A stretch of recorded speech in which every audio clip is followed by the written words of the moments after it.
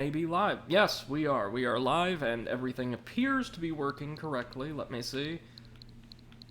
Audio balance looks solid. Very good, very good. Let me double check that now.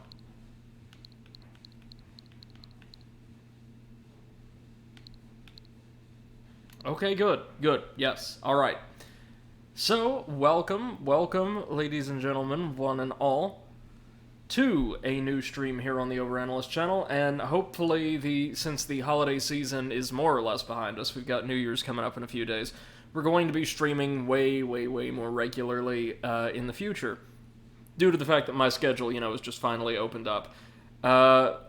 Glad you could join me this evening, because we're going to be diving back into Super Mario Sunshine, as Cyberpunk 2077 is still effectively, well, I shouldn't say unplayable, but is certainly unstreamable on consoles right now. Unless you've got, like, a higher-end, newer console, like, a newer model PS4 Pro, or certainly, like, the next-gen systems. You could run the base PS4 version of the game then, but, doesn't make for good viewing, doesn't make for particularly good playing, so we're going to be diving back into Mario Sunshine, a favorite of mine from childhood that I revisited on our last stream together, and that I really enjoy. I think it's held up from what we played of it together, which got us, what, 20 or 30 some odd stars? 20-something, I think.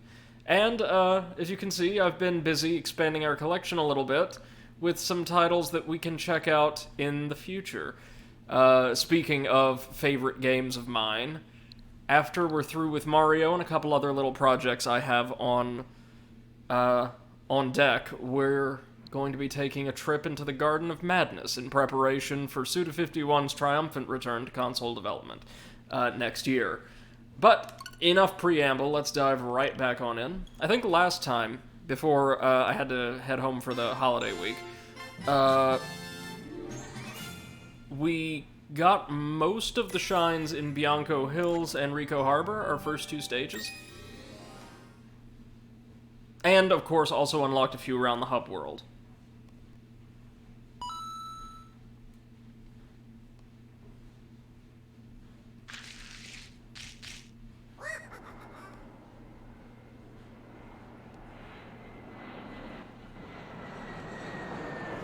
Let's just skip this.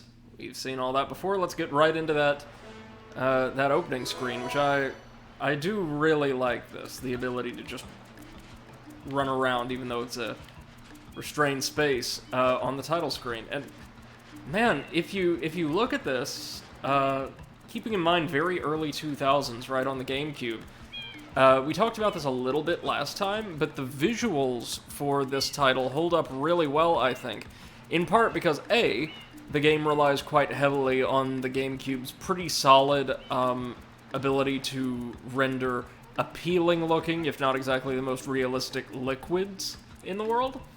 And in addition to perfectly solid textures, like graphical textures, the game makes an excellent use of diverse, bright, kind of poppy color palettes to make the game, even if it doesn't maintain the most graphical fidelity vis-a-vis like current games, make it look very appealing, even to this day. Hey, Eclipse, welcome to the stream. I hope you're doing well, man, and I hope you had a wonderful holiday. So we got 20 stars last time. That's right.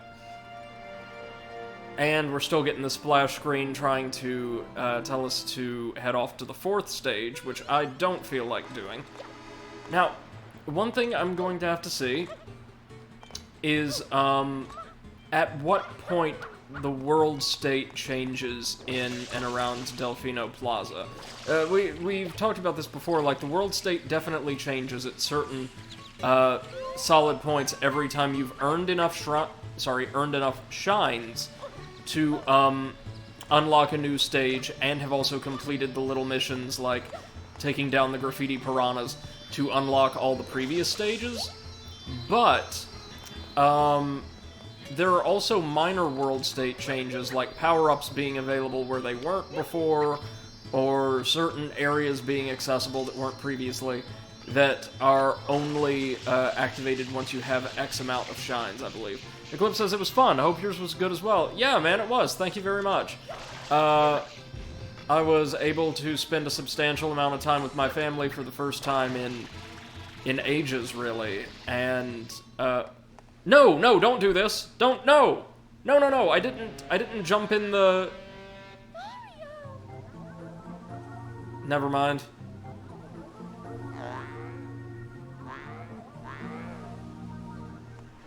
That's very strange, and that tongue's never going to come up again.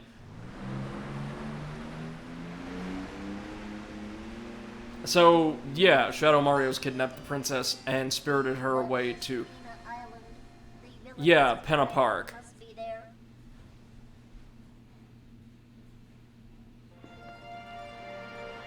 And as you can see now, we're getting a new splash screen telling us to head to actually the 6th stage. Haven't seen the 5th one yet, but no, I was able to spend a substantial amount of time with my family for the first time in a while, including, I love this, it was probably the highlight of my time back in town. I was able to see my grandmother, who has been completely locked away since quarantine began, much like myself, for like the 2nd time since March, and she's doing very well, so I love that. Alright, hello Lackey, and Nugget, welcome to the stream. I hope you guys are well. Good evening to you all. So, I've also been thinking about this long and hard. Well, about as hard as I can think about anything at the moment. And I think instead of going for just flat run times of 3 hours per stream, what I'm going to do in the foreseeable future, since my schedule is so light, is just stream absolutely as long as I can every time I go live. Like, until I get bored or exhausted or... Ooh, blue coins under here. I knew there was a reason I was gadding about over here. Eclipse says we just started another goddamn lockdown over here. Yes, that is because of the proliferation or the promulgation of the new, more aggressive and virulent strain of COVID-19, right? Nugget says stream until you black out. Heck yeah. Well, yeah, I think since we have this time, or I have this time, as long as there are people in the audience who want to see this, I'll just keep going. It's not like these aren't things I wouldn't be doing without an audience anyway. Lackey says we also started a new lockdown today. For the same reason, I would imagine? Has that particular strain made it to Germany? I would imagine so. And just the influx of cases concomitant with the holiday, right? I mean, our cases are surging, but you know our government doesn't care.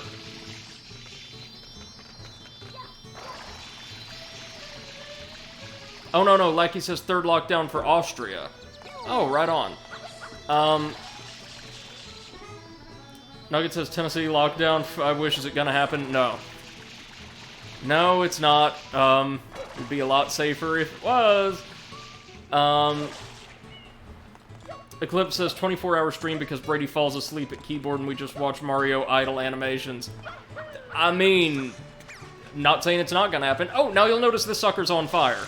Not really important, save that I'm pretty sure we get something if we extinguish him. Otherwise, Mario would let him burn, of course.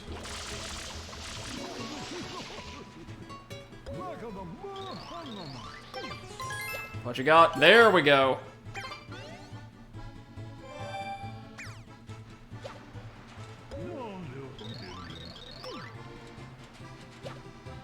Okay, let's see what's over here on this island. We may or may not be able to access this yet. As I said, there's a ton of stuff, challenge stages especially, in and around Isle Delfino, or Delfino Plaza, but we can't get the lion's share of them. Hold on, Golden Bird. Pretty sure the Golden Birds are important. Don't ask how the Golden Bird is, like, sitting on top of the water. It just is. It's fine. It's fine. Nugget asks, are these like sentient blueberries or something? Oh, these are the Piantas. They're, one of the 2 indigenous peoples of Isle Delfino, and yet we can't access this yet.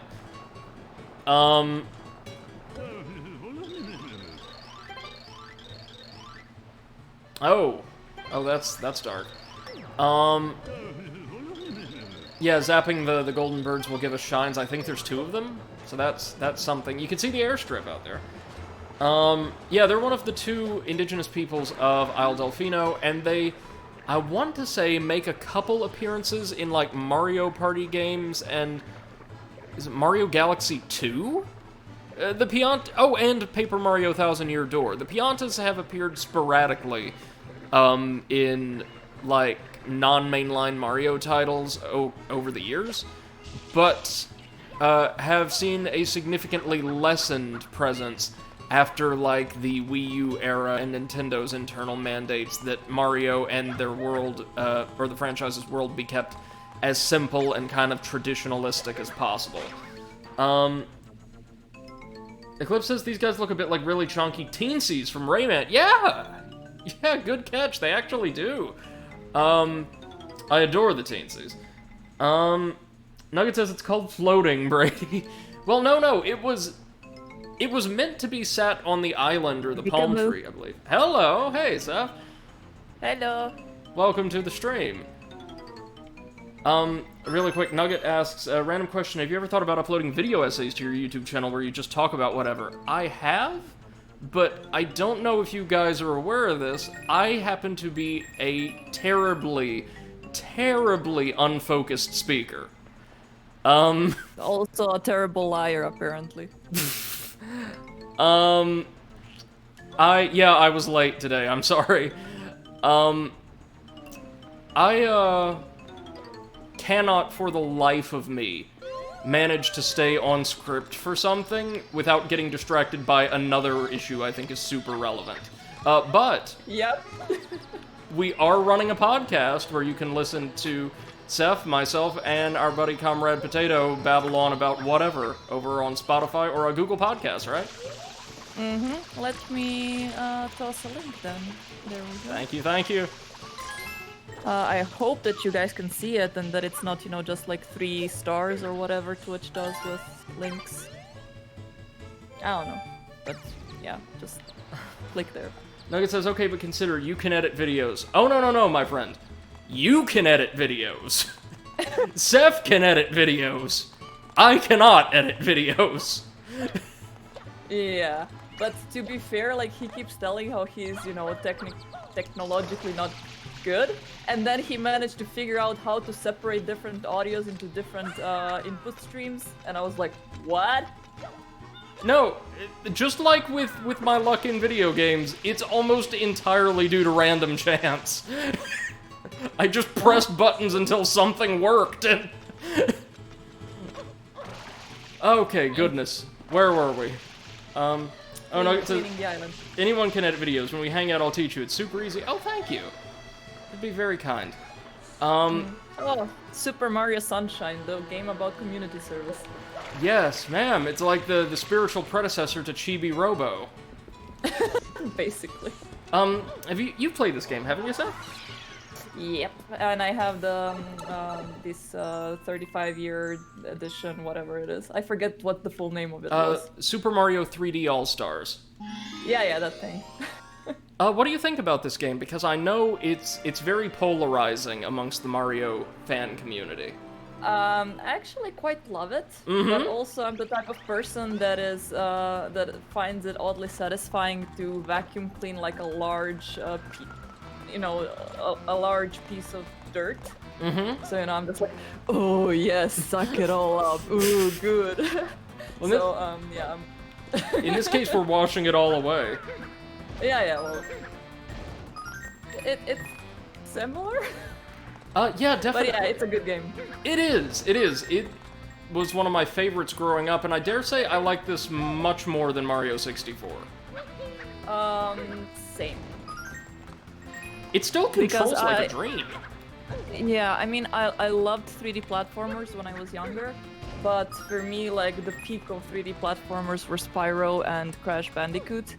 So, I didn't have a console when Super Mario 64 came out, so my first ones were Crash Bandicoot and Spyro. So when I went back to Super Mario 64, I was like, nah.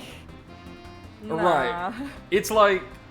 It's like eating a plain hamburger after eating, like, tons of variations on the formula, like, exactly. gourmet burgers for years. Yeah, yeah. It's like eating cheeseburgers first, and then eating a hamburger, and Yeah. then wondering, why the hell would I do that? Like, I can have a slice of cheese. Like, it's horrible. Let's see, Nugget says, I'm sure that if you made a video about your weird obsession with Viper, it would get like a gabillion views. Yes, and they would all be from Viper in his different, like, Yep. alternate accounts. And Eclipse says Brady becomes the Pope of Viper. And, oh yeah, Nugget is a huge Spyro fan. Oh, I love Spyro. I almost said I love Nugget. That would have been weird. Okay, so really quickly, this is something that was added to Mario Sunshine. Some of the red coin missions have a timer you have to activate in order to cause the coins themselves to spawn, and this time we're going to have to go collect them all on the back of one of these notorious surfing bloopers. But I love you, Seth. Aww.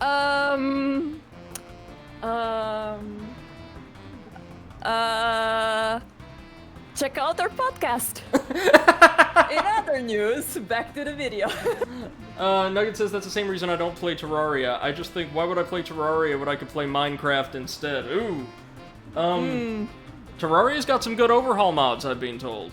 Hey, Bad Eyesight, welcome to the stream, man.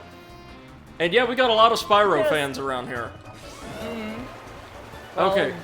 Like, Spyro deserves it. He does, but I do not trust Spyro around vehicles anymore. Oh, we missed one. We'll have to go back. Ugh. You could tell by the end of Spyro 3, Insomniac was ready to move on to something else. Also, was gonna ask, when are we gonna do any Tony Hawk Pro Skater playthrough? You know what? Those games actually control decently well, so I may do, but not for a while, that's for certain. I've got Little Misfortune to get around to after this. Oh, yes. Then I've got... Oh, and what about Cyberpunk? When it's out of early access... Oh, damn it. When it's out of early access, I will be more than happy to play it. Oh, by the way, I tried streaming it today for like an hour or so. During that first hour, in the first 5 minutes, it crashed 3 times, literally in the loading screen. At that point, I was already stressed out, and I was like, maybe I need to repair like the installation or something. Then I went into the game. The first thing that I saw was a random NPC car running into a dumpster like 3 times. Yeah. And then moving away from the dumpster and just like going through the fence, as in literally through the fence, not breaking it, just like pass through. Oh. Amazing. Love it. Hold on. Nugget says Spyro's literally my thing, and Brady being reminded he's bad at dragon skating. I mean, that's fair. I like it how dragon skating is a thing. Dragons can fly, so it's not an essential skill. Yeah. And Bad Eyesight says, sounds like you problem, Seth. No, I had Cyberpunk, I played it most of the morning and afternoon yesterday because I'm determined to wring some value out of that sucker. And I want to say, on my base PS4, it crashed about 5 times in 4 hours. And for me, that was everything after the stability update, you know, that was supposed Yes! to reduce the amount of crash. Like, for me, it's tripled it. Literally tripled it. I didn't have almost any crashes before that. It's like a Bethesda problem. I am disappointed. Well, I'm not disappointed. I expected that after all of this, but... You know. My heart is just breaking for the poor folks who I know are going to be thrown right back into crunch after all this, as if it's their fault, you know? Yeah. I will say this, the more I play the game, it almost feels like the less I enjoy it, or the more I find seriously wrong. Hold on. Now this jump, folks, is notorious because... Oh god. Oh god. Woof. That could have been really bad. We have to jump the dock to actually, like, claim our star, but Control also takes a dive. So if you do that, you can die. Oh god. Oh no. Okay, the timer stopped, though, so we're fine. We're fine. We're So fine. apparently, you're completely fine with an Italian plumber surfing, but you have a problem with dragon skating. That, Okay. that is correct, yes. This could be an Olympic sport. Oh yeah. Oh god. Eclipse. Wait. Getting to the r- star is a right. pain in the ass, though. Okay, Nugget says, I kind of want to play Cyberpunk while it's buggy as all heck. If it's anything like Oblivion, it's worth it. Honestly, I have, I think, over 60 hours right now with Cyberpunk, so even with all the bugs and, like, ridiculousness and me, you know, running around naked because the game wills it, I'm actually having some fun, you know, just doing side quests, so it's not really that bad. It's just not a AAA game at this point. The So side that's quests, about it. and I mean the side quests specifically, like what they call side gigs, are pretty good. Yeah. The main story is terribly written in paste, and Yeah. a lot of the side activities are just go here and beat up the same guys for the 50th time. Exactly. Oh, but Eclipse. Yeah? if you want to see what it looks like, completely unpatched, I mean minus day one patch on, like, consoles, Re-Res, a fantastic channel specializing in, like, technically buggy or troubled games, as well as, like, really in-depth, funny as all hell analyses of, like, knockoff consoles, released a roughly 20-minute video detailing what it's like playing a few hours of the game without any patches at all. Eclipse says, trying to find a mousepad for my desk is so irritating. I want one that covers the whole desk, but the pull-out drawer is 78 centimeters. That means the 80 centimeter ones kink badly and the 70 centimeter ones are too short. That's...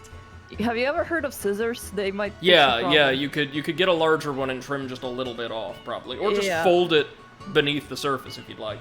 Eclipse says Wasn't what... there... Oh, sorry, go ahead. Yeah? Oh, wasn't there a save file issue where they got too big? It caused issues. Yeah, basically it crashed the game and made it unplayable. And the patch only fixed new save files, not existing ones. That was the patch 106 that came out 4 days ago. It was 1 gigabyte big, and the only thing they fixed was a save file issue. So, yeah. Yeah, and Nugget Nugget says if your inventory got too large and your file size got above, I think, 75 MB. I think it was 7.5, wasn't it? 8. Yeah. 8. Yeah. It would literally just corrupt itself beyond repair. 10 out of 10 IGN. Also, yep, exactly. 2 out of 2 penis. And yeah, Nugget says, there you go. No, you've got 2 options. And You can have penis 1 and penis 2. It can be ugly or a little bit less ugly. So, yeah. the most have one vagina. The most amusing part of that particular character creation screen to me is not, like, 1 or 2, that's great, but, like, the size options, like, what size? Is there a size? No, size big. Yep. Small and big. There is, yeah. That's how it works, I think. Yeah, you either have a big one or a small one.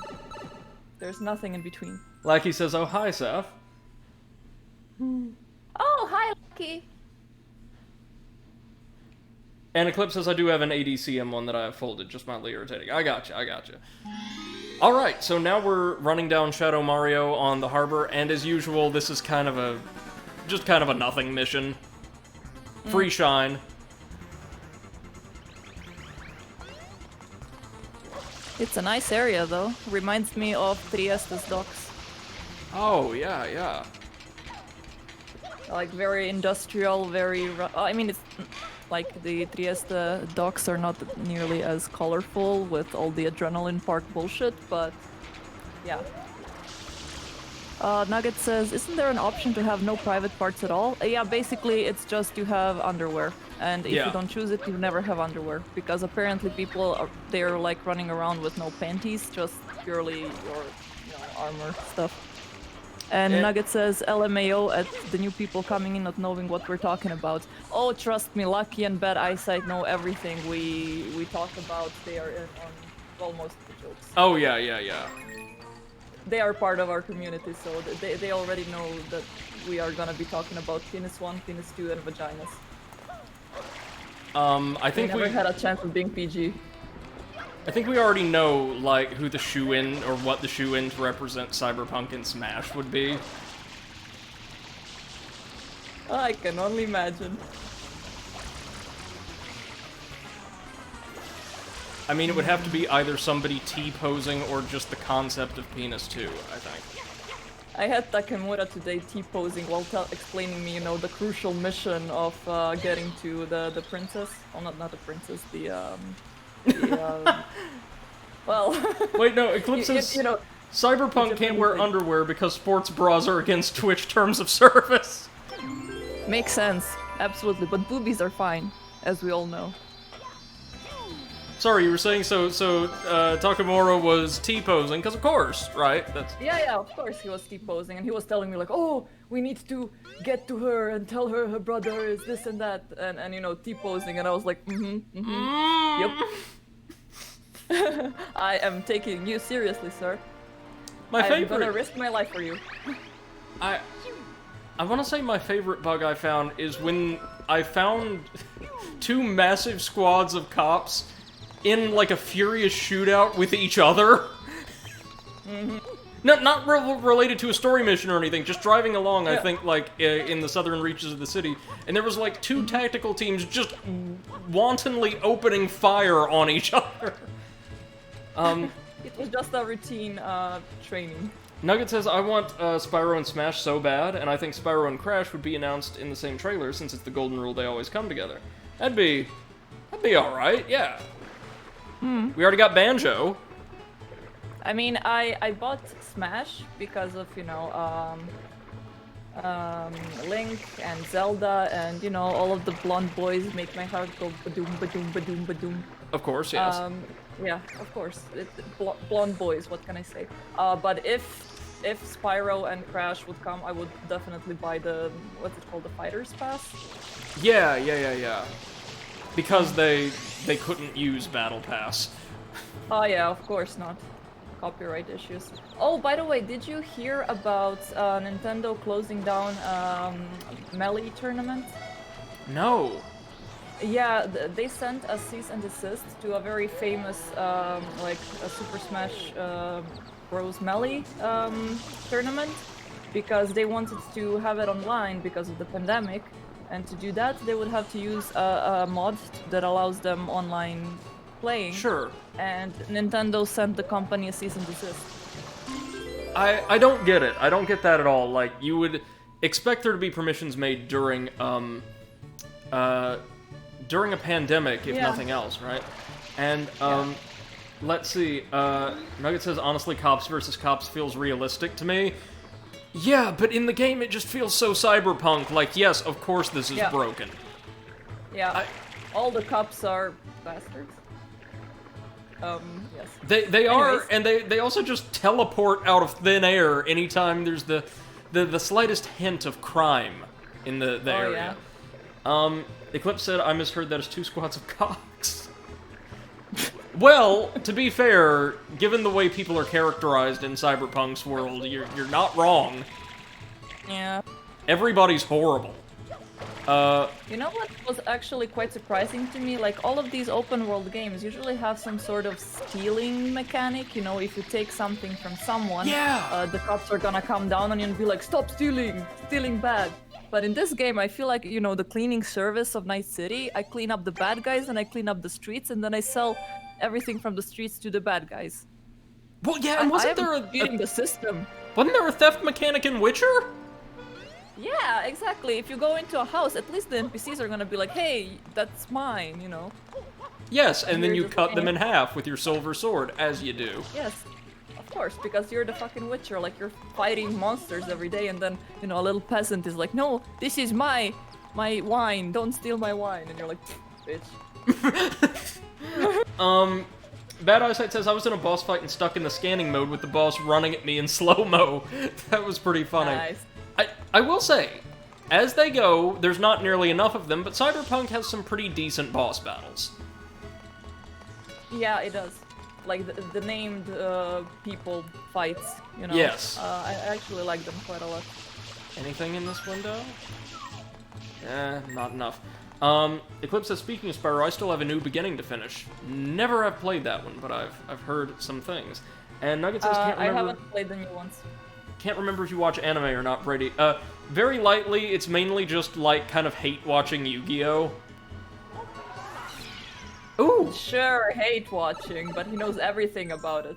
It's so stupid, I love it. Yeah. Time for our third stage, and one that I actually really like. There's no stages I dislike in this game, but this one introduces a couple of fun new mechanics. This is Gelato Beach. And we're starting it off with a secret stage, my favorite.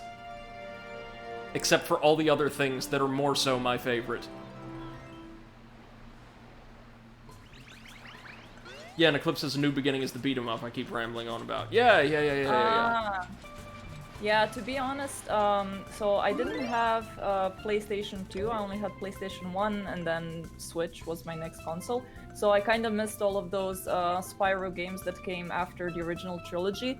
And to be fair, I'm happy I did. So, yeah. Right on. That was lucky. This is Gelato Beach. We'll be spending a fair amount of time here. Not the least because a couple of its shines are somewhat tricky to get. The Isle's largest beach sprawls under perfect blue skies. Have a swim, enjoy a famous smoothie, and bask in the glow of the Shine Tower. And don't worry about the giant roaming like nightmare duck things. They're fine. They're fine. They're just part of the ecosystem. So these are cataquacks, and they will launch us skyward if they make contact with us. We can actually exploit this at various points in the stage, or we can just knock them over and curb stomp them to get a coin. I think you know what the proper choice is.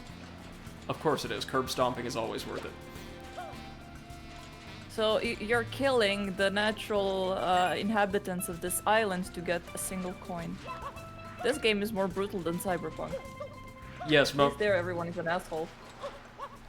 Super Mario, asshole 4, right? Super Mario colonization. All right.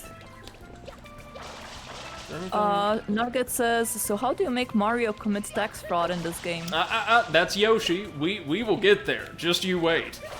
Yoshi's actually in this game because I suppose Isle Delfino is either a tax haven or lacks an extradition treaty with the Mushroom Kingdom, so he's cool here. We want to watch the red cataquacks because they will actually deal damage if they launch us into the air. And Nugget says, remember when Spyro committed war crimes? So well! Also several times, I believe. Excuse me, what? Yeah.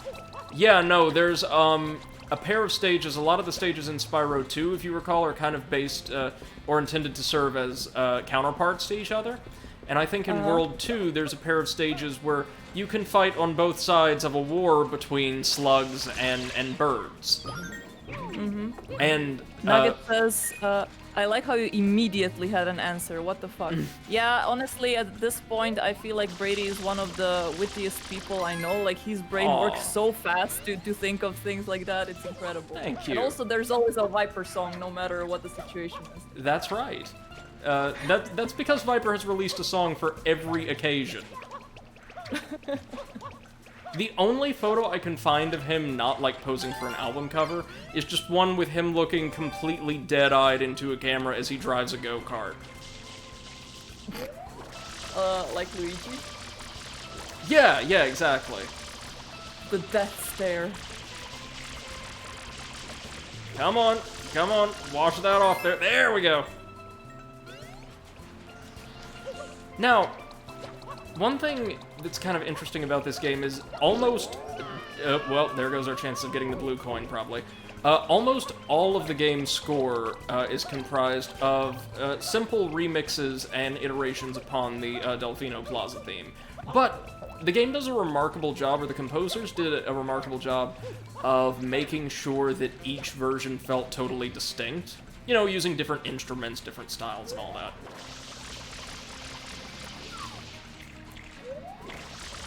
Now, Seth, you played the Galaxy titles as well, haven't you? The first one, also together in that bundle. Mm-hmm. How do you feel like this game stacks up against Mario Galaxy, then? I honestly feel it's a completely different type of game. I mean, the only thing they have in common is the Mario theme, but I don't know. It's a different kind of platformer, and honestly, I like the gimmick of the, you know, the round worlds and stuff. Mm-hmm. But I find Sunshine much more relaxing. Yeah, it So is. I like it. This more. is...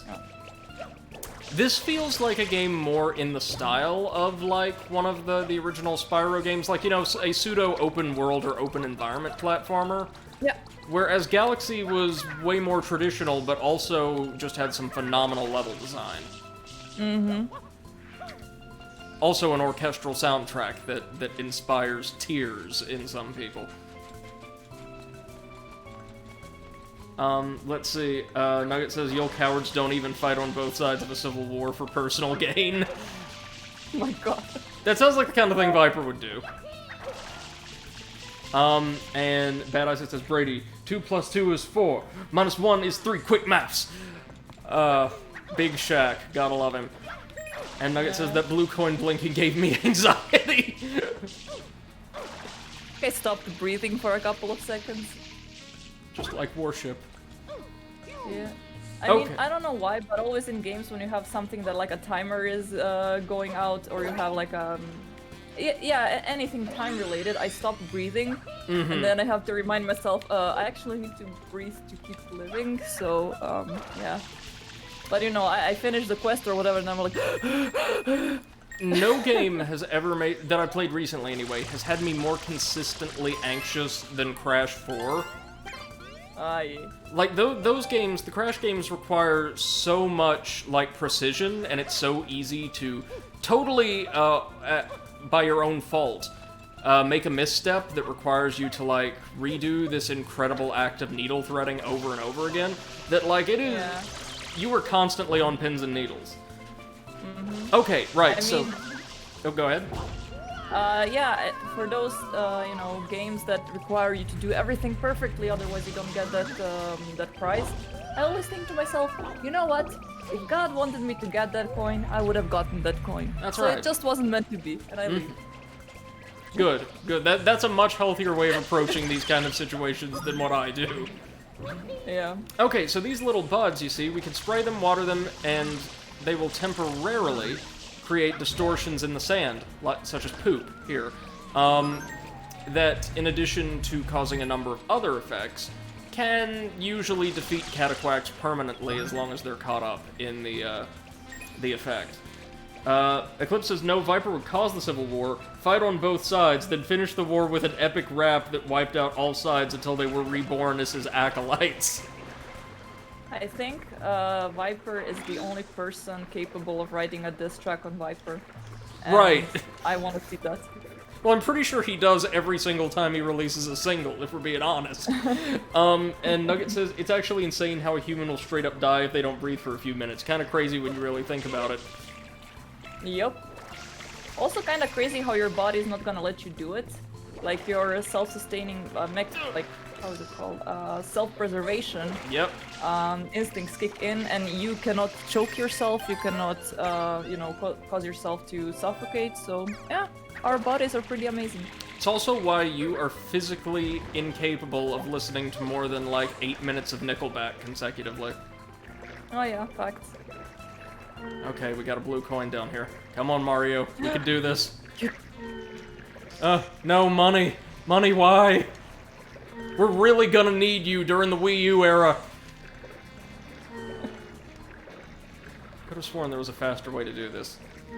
Mario is probably the greediest bastard out there. Like, he's been collecting coins for, what, 35 years now. Yeah. Hey, MC, welcome to the stream. MC says Mario... Yo, MC.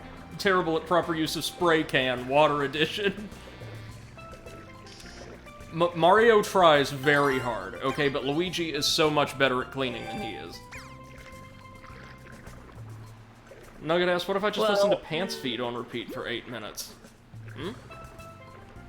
I was gonna say, like, now that I think about it, you know, considering Luigi's Mansion games, so, Luigi is better at sucking and Mario is better at blowing. So, I mean, as you will. I mean, remember, Nintendo had some very bad years, so... Yeah. Come Still on. remember Birdo. Oh, yeah, I really like Birdo. Yeah, him, she, her, it, I don't know, but Birdo was questionable. They're actually a really useful ally in, I think it's Paper Mario Color Splash? Come here, you little... Ah! No! No! Do I have to swim with the fish for a certain period of time, or...? No, when you make those grunting sounds, I can actually feel the stress that you're going through to swim to that. There we are! Nugget says, I just realized MC sounds like MC. Yeah! And Brady doesn't know about pants feet? Okay. And yeah, MC says, my nickname can sound in many ways. XSF, MC, McToom, 2M, etc. Yep. Man, there's a ton of blue coins just out here in the drink. Okay.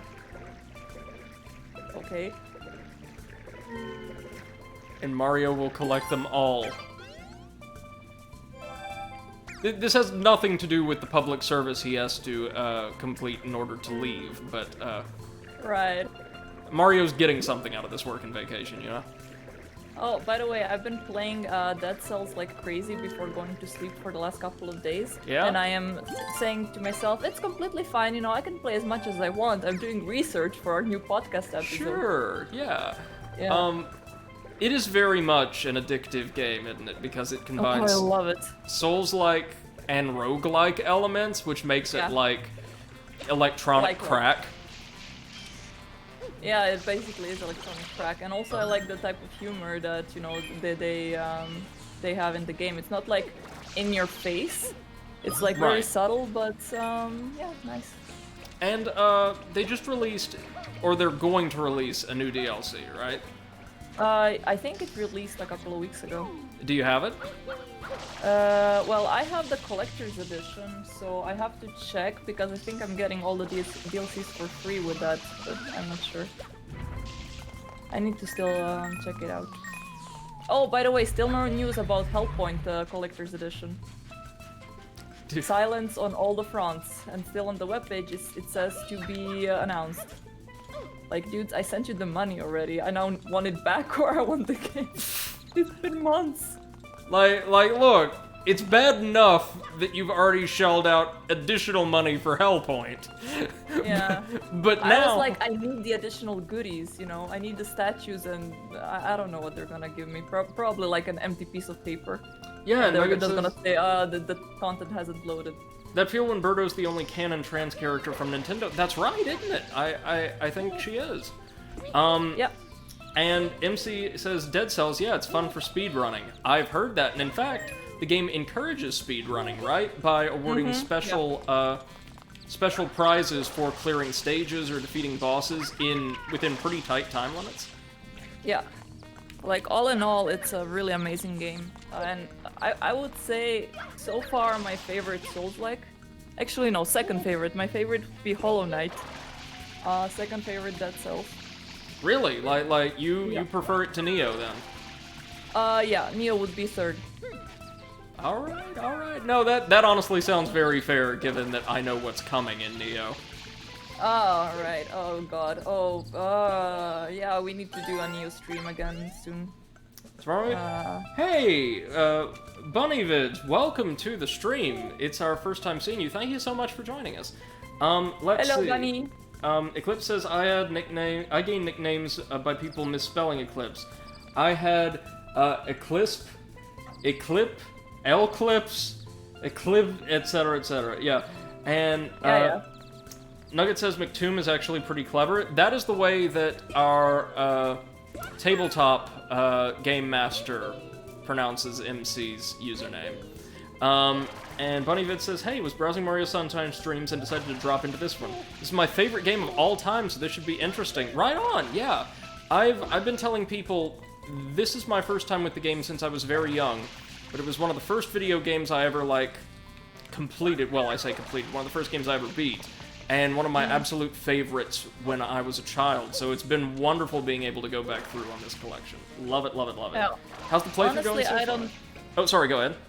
Honestly, I don't understand all the hate about it, because for me it's such an enjoyable game, but then again, I find weird pleasure with cleaning stuff, so I might be a bit biased.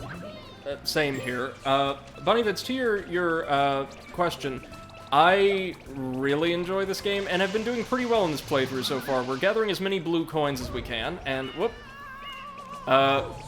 We just activated the special sand bud that's going to allow us to enter the secret stage.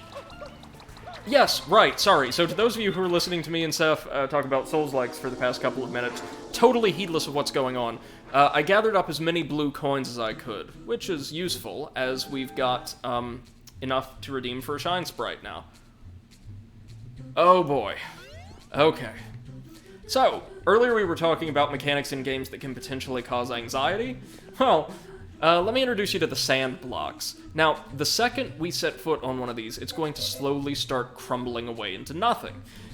This basically makes it the game's equivalent to, say, a donut lift from earlier Mario side-scrollers, with the added bonus of its height diminishing gradually over time, I believe, making, say, what would normally be a quick jaunt across blocks, going to require jumps or the like, I think.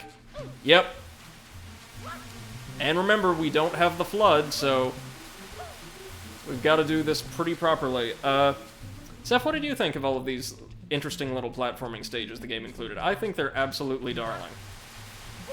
For me, it was one of the first types of, like, moving platforms, like dropping platforms that I've encountered when I was a kid. So I hated it then. No, I find it pretty cute, to be honest, and it gives a little bit more speed to the game. Yep. Sorry, and go ahead. anxiety. A lot of anxiety. Oh, wow, Bunnyvid says, I have no nostalgic attachment to this game. I discovered it just this year, early 2020. Wow. So I had no bias going into it, and I found it an absolute wonder of a time. It is. Yeah, it's frustrating sometimes, but I think it just adds to how satisfying the game is. I always manage to have a fun time, no matter how many game overs I get in those gosh darn secret levels. Yeah, they're some of the... I would say... Is it probably fair to say these are the toughest, like, stages in the game, bar none? Yeah, I think so as well. Yeah, but they're so well designed from a simple mechanical perspective. They've got fantastic music. I kind of like the psychedelic backgrounds. This is something that would be reused or iterated upon in Super Mario Odyssey. Also Galaxy 2. Galaxy 2 would just reuse wholesale the first secret stage from Rico Harbor. I'll be right back. I think Poppy just tossed all of my beauty products into the toilet.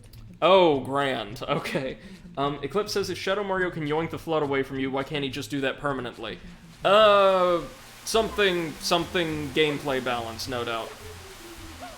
So, our goal here is actually pretty simple. Just ascend the parapets of the sand castle.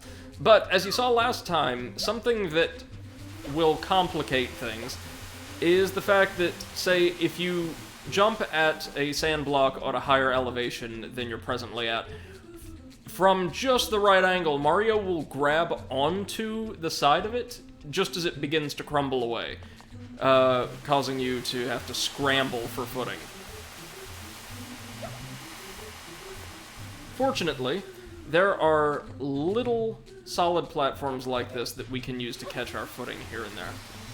So, I think the best way to do this would be just to ascend level by level. Oh, okay, I'm back. How bad was the damage? Well, just my face mask ended up in the toilet, so I'm gonna put, toilet water and poop on my face at some point. But never mind, the joys of having a kitty. Oh, yes. You know what I was thinking a couple of days ago? When I was a kid, I wanted to be an archaeologist because I loved the Indiana Jones and the Tomb Raider. So I was like thinking, oh yeah, I'm gonna go into the sand and like dig with my little shovel and find dinosaur poop. Well, now I'm digging with my little shovel and, digging up kitty poop. So some dreams do come true, just in a very weird way. That is the most 2020, aspect or form of dream realization I think I've ever heard. Yep. Poppy makes my dreams come true.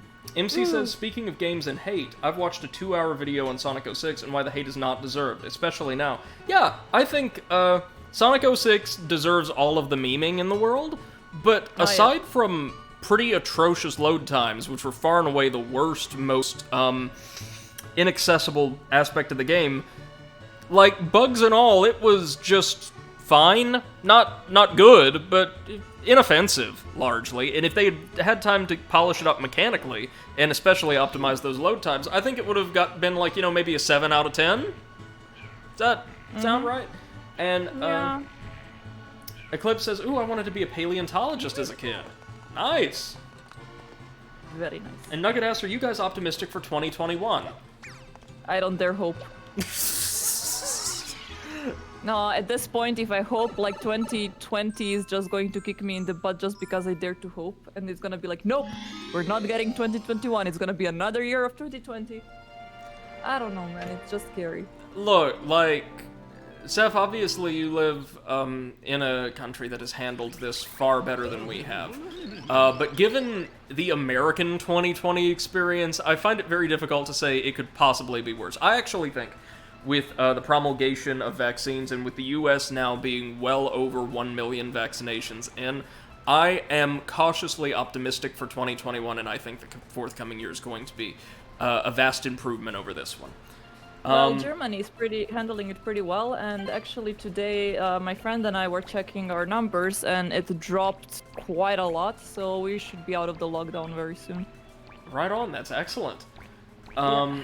Let's see, Bunnyvid says it's good to see people who have similar opinions on the game. I think this game could as well be much more fun for people if they have patience and an open mind at all times and just don't give up. Well, hey, those are the two, kind of the two tenets of this community, or my channel at least. Yes, let's try to be an apologist for aspects of games that get roughed up, and also, let's not quit no matter how badly I want to. Speaking of apologists, MC, I checked out the Game Apologist channel that you linked me, and I gotta say, I really like it. Yeah, no, it's good stuff, I think. Mm-hmm, yeah. Bunnyvid says, this game requires patience and it's supposed to be difficult. I don't get the hate it's been getting, honestly. People need to be more open. I agree entirely. I want to say a lot of the initial backlash was because the game... this is kind of why Nintendo became so risk-averse in its conceptual design, largely, after the GameCube and early Wii years. Because, Seth, tell me if this sounds right to you. I think this is how it went down. A lot of people felt like this was way too much of a divergence from, like, Nintendo or Mario formula. That's exactly what like, I feel exactly the way that Bunny wrote. Like, people need to be more open-minded. This is a great game if you are able to move your brain from the whole, Super Mario formula that we're so used to. Like, if you replace Mario with, I don't know, a random cute character, you would have an amazing game. But just because it's Super Mario, there are people like, this is not a Mario game. We hate it. Well, I don't know why people sound like Gollum, but they sound like Gollum. As well, this game actually doesn't deviate from the formula all that much. Mario's still acrobatic, he still has to rely on his jumps and dives and all of that was present in Mario 64, minus 1 or 2 moves. And the Flood, with its 4 different nozzles, simply expands and iterates upon his extant repertoire in various ways. So it's not replacing something you liked with something different and maybe a little unwieldy, it's just augmenting it. And I don't think there's anything wrong with that. Let's see, Eclipse asks, what's optimism? I forgot what that word means in 2020. And Nugget says, Brady being a hypocrite, something Spyro sick skateboard. No, hold on. I will have to elaborate on my position then. The skateboarding wasn't so offensive in Spyro 3 because it deviated from an established formula. The last world of the game as a whole, I just found to be a little bit much, because they introduced several new characters who all did platforming a little bit differently, which I thought was really cool. And then, by and large, by that point in the game, they didn't use them for platforming at all, instead just a weird range of mini-games. So this is a very simple little mission. In order to realign these mirrors, we've got to knock these special cataquacks off of them by spritzing them toward the edge of the mirror and performing a curb stomp on the opposite edge to fling them off. This is all to heat up the Shine Tower to throw off that beastie, which is actually this game's conception of a Wiggler. I think it looks very cool and very, very cute, actually. Oh, and Nugget says, I was referring to the whole patience thing, Brady. Well, to be fair, I hung in there. I can think of a lot of people who at that point would be like, yeah, you know what, we got 100% technically, we good. But God didn't mean you to complete that, so you're fine. Now there's a special name for this type of cataquack, I just forget what it is. MC says, happy to hear it, the man does a good job. And also Mario Sunshine lacks skateboards. Skateboard memes never disappoint. I will always contend one of the best games to incorporate skateboarding in the way you guys are looking for was actually Kingdom Hearts 2. Really solid stuff. Right. And Bunnyvid says, TLDR, this game is amazing on its own merits. Yeah, absolutely agree.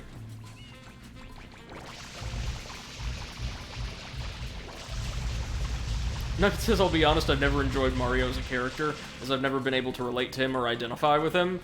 A small Italian plumber just doesn't appeal to me. I've always been more of a Luigi guy. I was always a Sony girl, so I didn't like Nintendo's mascots at all. Up until I got my Switch, and then I became a Nintendo fangirl, more or less. But before that, I was all about Lara Croft, Spyro, what was it, Oddworld. Ooh, yeah. Yeah. Oh, Oddworld was free the other day on Epic Games Store, so... Was it? Hey. I don't know what is today, though. Yesterday was my time at Porsche. Let me check what is today in the Epic Games Store. Oh, and just by warming it up, we completely destroy Wiggler and cause it to fall apart while still asleep. So let's just add that to the list of gorgeous indigenous wildlife that Mario has exterminated.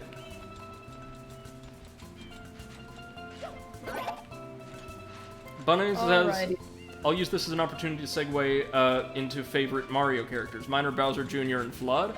Oh, dig. Virtually all of my favorite Mario characters would come from the Paper Mario RPGs or Luigi's Mansion. Sorry, Seth, you were going to say? The free game today is Night in the Woods, an amazing adventure game. So everyone that hasn't gotten it, go into Epic Games Store and get it for free. Yeah, definitely. Please do. It's very, very good from what I've seen. So that was a nice, totally painless star. And I am sorry I'm not, like, saying more about the game, but at this point we're doing, like, lots of quick, simple missions. Now, our next stage is going to involve a boss fight, though, and like the PD Piranha and Gooper Blooper fights, it's much better than what Mario 64 had to offer, a little bit more mechanically complex. Bunny says, Paper Mario's awesome, it's Mario but flat. Yes, indeed. Amazing. It's, the first three especially are really good, and I honestly quite liked Origami King. I actually, my favorite Mario games are the Mario RPG series, and I'm quite sad that there's not more of them. MC says Florio. Florio. And Nugget says, I've been playing my time at Porsche all day today. I'm actually playing it right now. Right on. How are you finding it? Said, I'm gonna mention that, actually. I bought the game last night, and it's actually been making me feel pretty happy today. I wasn't expecting to like it as much as I have been. It's like a more action-oriented Harvest Moon, right? Kind of like a Stardew Valley thing? Yeah. Like, it's basically a 3D Stardew Valley. It's been made by a Chinese company, if I remember correctly, and nice. all of their voice actors, I think, have been either picked up from Fiverr or they're very, very, like, cheap voice actors, because I've noticed, like, some really silly errors, like, for example, almost every character pronounces Porsche differently. Oh. Some say Porsche, some say Portia, so, yeah, but it's cute, you know, it's really cute. Nugget says Yoshi's always been my favorite Mario character. He's just so cute. He's the best I love Yoshi. White collar crime. Bunnyvid says personal favorite Paper Mario game is the Origami King. I've played all of them, and I've officially determined that's my favorite. Oh, wow. I don't know if my favorite is the first or the second. Origami King would probably come in third, though. I bought the Origami King as a pre-order, and I liked it, but I didn't love it. And most of it is due to its combat system. I found it way too simplistic, and I really couldn't get into it. For me, it was basically a chore every time I had to fight. Yeah, and it carried on one serious mechanical issue I had with combat from Color Splash, which was similarly simple. It was, like, very difficult to lose in that game. Aside from one very strange boss battle with a stake. That's an actual thing, and it's one of the highlights of the game.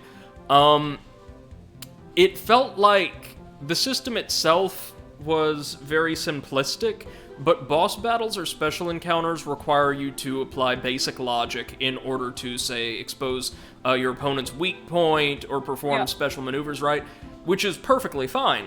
But they're also ridiculously picky about when you do it.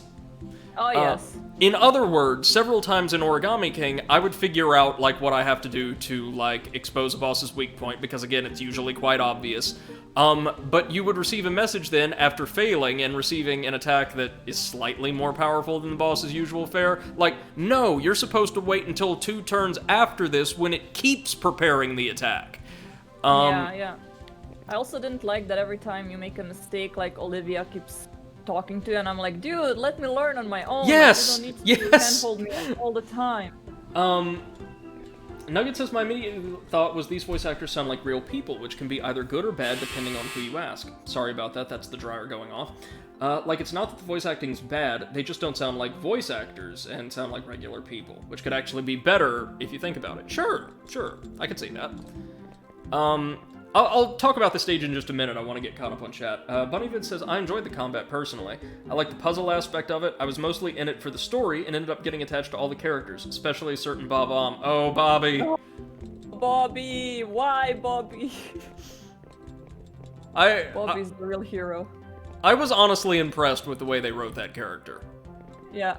I didn't expect much. I thought that he was going to be like an edgy character that lost his memory or something, but how they turned him around in almost the next 10 minutes, I was like, oh, that's nice, I like it. It's also like, oh, Mario's a monster then. Yeah, Mario is a fucking monster.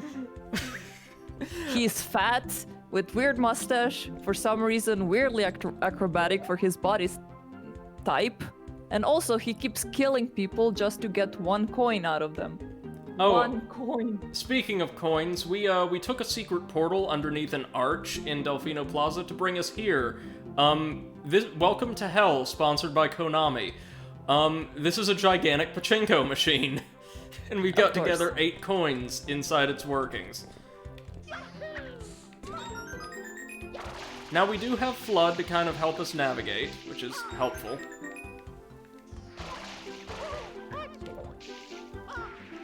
But, oh, no, don't throw us down, There we go. Okay, we can slide to the bottom, Whew. Okay. It's okay, you got this. It's okay, Mario. Use the gravity. Gravity's your friend. Mario, you're doing so good. Don't go back to Mario 64 now. Come on. As long as we don't fall out again. As long as we don't fall down the bottom, or out the bottom of the pachinko machine, we should be fine. We've just got to find, or make our way to those last 4. Okay, buddy, let's do this. Really, Mario? He really likes that one, I suppose. MC says, I have spent a lot of time on Satisfactory and Blood Omen Legacy of Kain recently. Oh, okay. I haven't played Satisfactory. It's really that type of game that is a big time sink for me, and lately I have so many projects that I just want to stay away from them, because I know as soon as I start them, I'm not going to be able to stop. Yeah, I have several of those. Okay, let's see what we gotta do. There we go. Okay, if we just hold left on the control stick, we can grab that one. Okay. Nugget says, I was expecting Portia to be a lot more sim-like, but it's actually got some nice story mechanics and feels way more like a Harvest Moon than a Minecraft, if that makes sense. Yeah, it feels more Japanesey. Bunny says, Bobby was actually the first experience of a bomb I've ever had, so I was never able to look at bomb. I hate saying that word, bomb, Yeah. without me too. thinking of Bobby. Origami King was the first Paper Mario game I ever played, so there may be bias here, and the first Mario game I actually enjoyed and took seriously. Oh, that's Hey, really right nice. on. So you weren't really a Mario gamer before that. Nugget says, I'm having flashbacks to all the times you fell in Crash and Sane trilogy. All part of the plan. Yes. No, Bunny no. says, before that I only played New Super Mario Bros. Oh. Brothers Wii when I was young, and there was more of a Sonic fan before that. Ah, okay. I see. So I as a see. Sonic fan, what is your favorite Sonic game of all time? And Nugget says, we are sex bomb. 1, 2, 3. Oh, goodness gracious. Okay, so making our way down to the 2 lowest red coin slots is going to be pretty tricky, as you saw. Because for this one stage, which kind of fits the pachinko motif, Mario controls like he's back in Mario 64. You were just slip-sliding off of everything. This is one of the harder Delfino Plaza secret stages, to be fair. Most of the tougher missions in this game actually involve red coins, believe it or not. Ooh. Mario's all about that money. Greedy bastard. I'm going to ignore the bits in Luigi's Mansion where his brother just... Oh, there we go. Got that one. Okay. His brother literally runs around sucking up dollar bills with a vacuum cleaner. At least he doesn't kill people for it. No. He only fights people who are already dead. Yeah, of course. And Mario is basically ruining entire ecosystems just to get that coin. It's okay, though. He needs it. Also, they respawn, so is it murder, actually?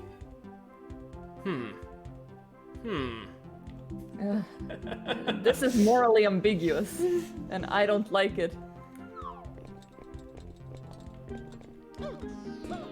Poppy? No. Right back. Okay. That would be Seth's kitten, Palpatine, giving her a difficult time. Bunny says, I'm gonna be honest, I was a weird Sonic fan. I didn't like a good Sonic game, and delving into the Mario games, I don't like Sonic games anymore. Oh. My favorite Sonic game for the longest time was the obscure Sonic Schoolhouse. Oh, yeah, like the edutainment software from the 90s, I gotcha. I'm ashamed looking back at it, but I was having fun, I guess. I wrote my own fake lore to keep it interesting for myself. Oh. And to redeem myself, the first game I ever played, Sonic game I ever played, was Sonic Colors on the DS, and it was pretty great. Yes, both versions of Sonic Colors, to the best of my knowledge, are really solid. And Nugget says the only Mario games I played as a kid were Mario Kart DS and Wii, both great, by the way. And New Super Mario Bros. For the original DS, and that is okay. That was the start of some bad times for Nintendo, or Nintendo fans anyway. And right now the only Mario games I have are the aforementioned and the newest Smash and Mario Kart. Right on. I've never played these. Oh, okay. Because the Mario characters don't really appeal to me. I kind of want to get a Yoshi game though because he's cute. Just stay away from Yoshi's New Island and you will have a great time. True. Yoshi's New Island is one of those games we just don't talk about. Oh, MC, that picture is beautiful. That Christmas tree. Oof.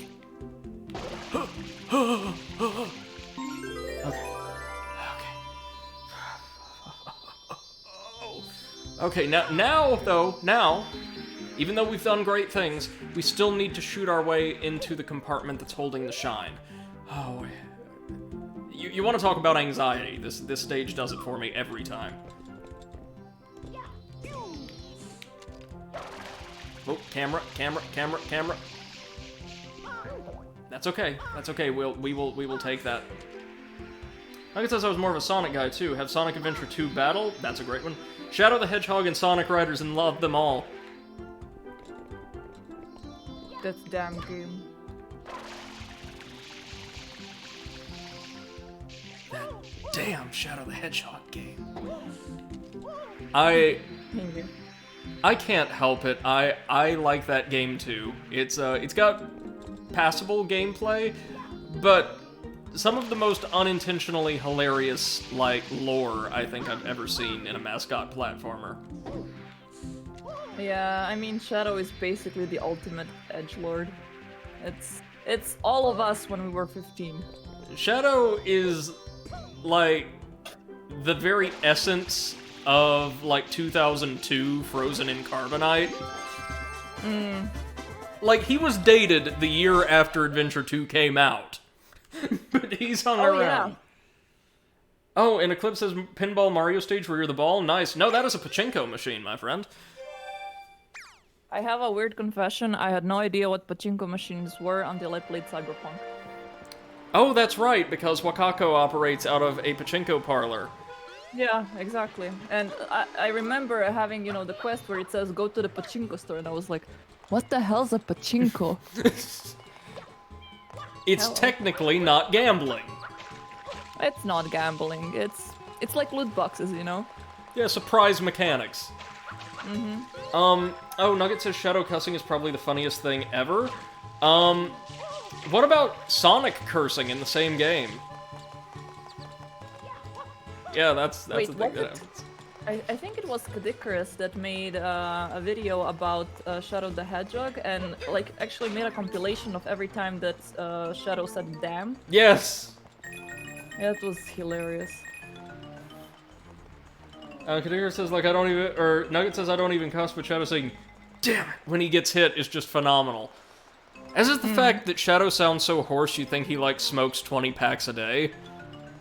Well, of course. Oh, right, no, of course he does, because he's totally cool. And not, Yeah. like, a 9-year-old boy's idea of cool. Lung cancer is cool, man. Haven't you heard? I totally want one of those. Okay, so real quick, we've got to head over to the Tanuki to turn in our blue coins for a star.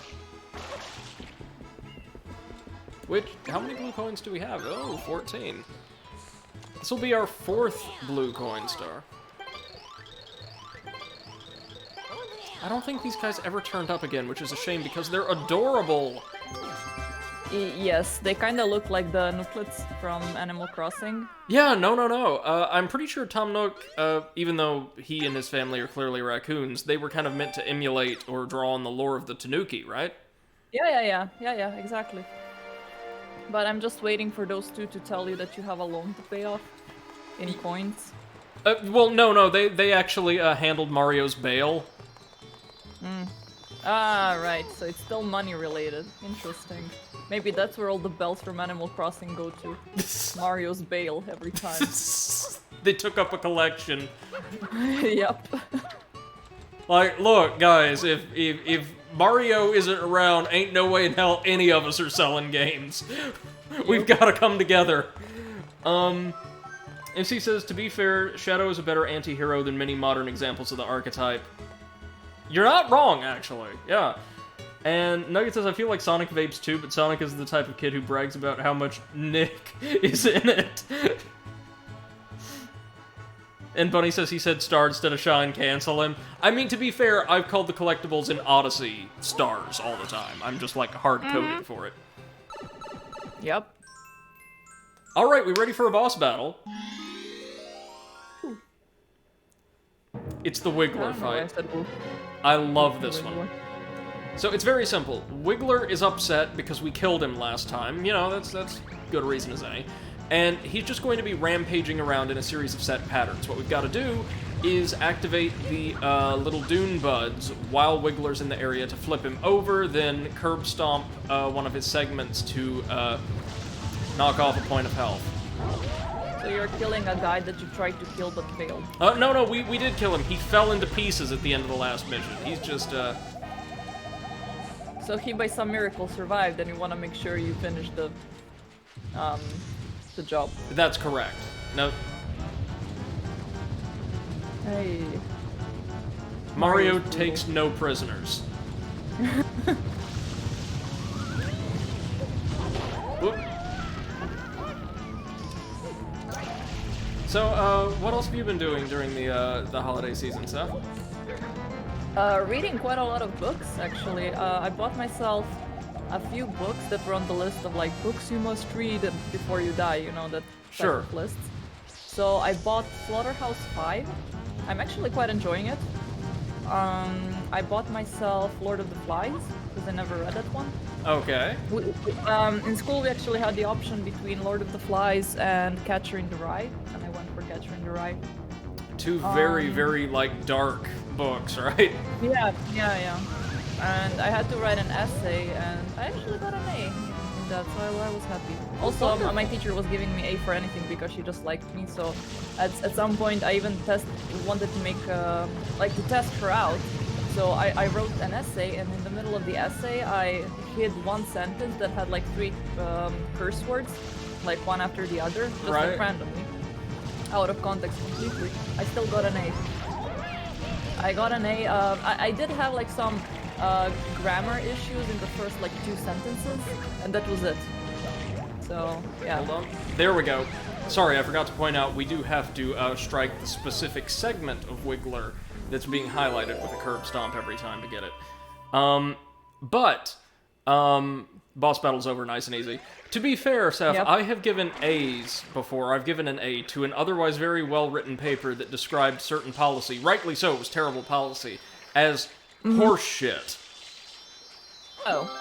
Okay. Oh wait, which other? Oh yeah, and I bought all the books from Douglas Adams, the Ooh, Hitchhikers series. So yeah, I have that to read as well. And a friend of mine got me a book for Christmas that is called. Let me just see. It's a German book. It's called Sie hat Bock, which basically in slang means she wants it. Okay. It's a book about modern feminism, and yeah, it's actually pretty cool. My friend knows the writer, and she had like a book reading in his girlfriend's store, bookshop. So yeah, I was interested to read it. And it's good stuff?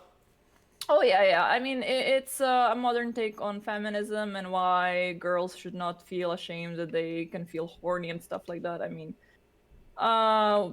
yeah, but it's a good book. It's like a sort of sex and identity positive Yeah, work. exactly. Right on. Like, it's okay to feel like that. Like, Sure. you shouldn't be ashamed of who you are, and yeah. The type of It's a good message that like the world in general really needs, I think. Yeah. Constantly. Seriously. Like it's something we Constantly, need. yes. No. I mean that sincerely. Like it's something we need more of. I think back to again somebody I've been thinking of really frequently during lockdown because like their lessons or their pedagogy in regards to teaching people stays with me. Like that was we're talking about like positivity and the acceptance and affirmation of self and difference. Like really the quintessence of the 30 plus years of work that Fred Rogers did on children's TV over here. All right. The notion that people young and old should feel happy and should feel at peace with themselves and their emotions and intrinsic reactions to things. I think it's something people need. And as you say, young people, I think like young girls especially, really need that because of the other more toxic voices that surround them in or around pop culture. Yep. That was Brady's serious moment for the day. Bunny says, watch out, the caterpillar is angry. Watch out and make sure he doesn't evolve into some type of angry butterfly monster. Oy. Wigglers do evolve into, like, winged caterpillars in some games, right? I think so. I'm not sure. And Nugget says, Wiggler was vaccinated as a child, so he's fine. Yes, please be like Wiggler, please. Get us out of this. MC says, are we sure this was the same? Could be a relative. Well, since it seemed to dissolve into sand, it could be a replica. And Eclipse says, to be fair, you vaporize yourself into paint every time you enter a stage. And Bunny says, I'm pretty sure particles splat onto the statue and don't go through when you enter. Imagine Mario pops out the other side without part of his arm. He's got flood. He'd be fine. The arm gets attached on his left butt cheek. Like, whoops. but rearranged wrong. NC says, "Oh, nice. Hitchhiker's Guide is fun. I listened to the original radio broadcast of it. Nice. Oh, okay. I bet that was really good." And Nugget says, "Sobs in horny jail." Aww.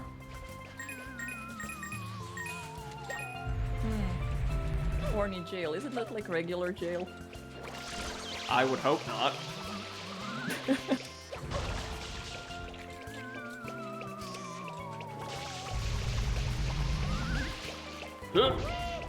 We always want to check the sand buds every time. Oh, and Bunny says, "Everything in Sunshine is a replica, nothing is real." If you want to talk about everything in a property being a replica of something else, why don't we talk about Dark Souls 3 again? Aye, there we go. Just had to get that in. Yeah. Your stream is not complete without one reference to how Dark Souls 3 was a replica of Dark Souls 1. Which is absolutely true, but, you know. Like, really, if you don't care about story, lore, or the evolution of mechanics between installments in the franchise, Seth, would you also say it'd probably be best if people are, like, limited on time or funds or any of that, just to play Dark Souls 3 if they want, like, that exact experience? Yeah. If you want to know what Dark Souls is all about, as in, you know, why people are saying, oh, this is such a hard game or whatever, yeah, by all means, just play Dark Souls 3 and be done with it. But if you want to know the entire story, why things are as they are, start with Dark Souls 1. Also, if you really want to appreciate, like, the improvements to quality of life and the like made by Dark Souls 3. Seriously. Oh, true, yeah. I played 3 and then 1, and I was really surprised by how funky Dark Souls 1 is, even the remastered version for the Switch. And like that, I can just hear, like, there are people on the internet who just felt a disturbance in the Force. Yeah, just like, my spidey senses are tingling. To the message boards! Get your angry keyboards. Get your resistant keyboards. Oh, yeah. They've got little angry eyebrows, like, at the top of the... or on the space bar or something. I mean a single eyebrow. I think those people are more of a unibrow type of people. Right, anyway, so, sorry, I'm just totally missing plot developments. The Sandbird hatched. What's the Sandbird? It's technically a secret stage. What we gotta do is work our way over here and into the Shine Tower, not like that. And we will access a pretty tricky red coin stage. Of course. Oh, by the way, if you hear some noise from me, I'm very sorry, but Poppy decided to find all of her noisiest toys and play with them right now. Oh, it sounds lovely. She's backing us up on the tambourine. Yeah. Let's call it a tambourine. Eclipse says, you mean Dark Souls 1.5? Yeah, really. Bunny says, I've never played Dark Souls. I heard it's hard, though. I play colorful and happy games for the most part. Absolutely nothing wrong with that, especially right now. And I don't know, Seth, would you say... Yeah. I don't know, is Dark Souls hard, or does it just require you to play it in a way that's so different from so many games it takes? It's got, like, a learning curve. I think it's got a steep learning curve more than anything. Yeah, but honestly, I'm really not the best person to say anything like that, because I have this weird thing that super hard games are very easy for me, and easy games are very hard for me, so I have a completely different experience from other people. MC says, Dark Souls is for kids, too easy for my blood. Eclipse kind of, like... like the first game that I beat when I was a kid, I was 4 years old and I beat Castlevania 2, which was apparently one of the hardest Castlevania games ever. Yeah, because it's so I was beating it repeatedly. Yeah, and like I could not beat games like Spyro, for example, or even go past the second stage of Super Mario. So yeah, it's completely reversed for me. Dark Souls is Dark Sunshine. Interesting. I dig it. Right, so this stage is really difficult for me because the Sandbird is going to turn on its axis. Like so. Oh god. Thank god we have Flood, otherwise this would be a nightmare. Why Sandbird? Why though? And one of the coins is on that tower we're slowly circling. Oh, this gets me so anxious every time. Nugget says Dark Souls requires persistence. Is a persistent bugger. LMAO MC. Oh, what? I feel like I'm missing this. Ah, right. Never mind. Sorry. And Bunny says Dark Souls is Dark Sunshine, then persistence and just try over and over. Yeah, I think I had like 3 streams when I was trying to beat a single boss. Well, a single pair of bosses. So yeah, persistence is very much needed if you want to play a Souls-like. Determination, yeah, if we want to use the Undertale lexicon. Also friends. Please find some friends and have them sit with you because you might try to, you know, hurt yourself.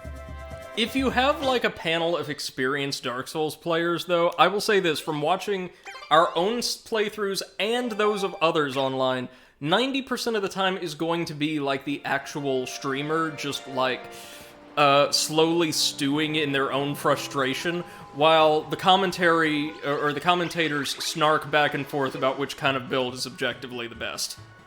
Yeah. Games versus deck builds. Over and over again. Dex built for life. Yep. Bunny says, thank God for the tranquil music in the background. Imagine intense music. It'd be fitting yet even more stressful. Yeah. Definitely. Well, during that specific playthrough when I was stuck for 3 streams on the same boss fight, Brady was actually kind enough to sing. So we had a perfect background music and actually beat the boss after. That was cool.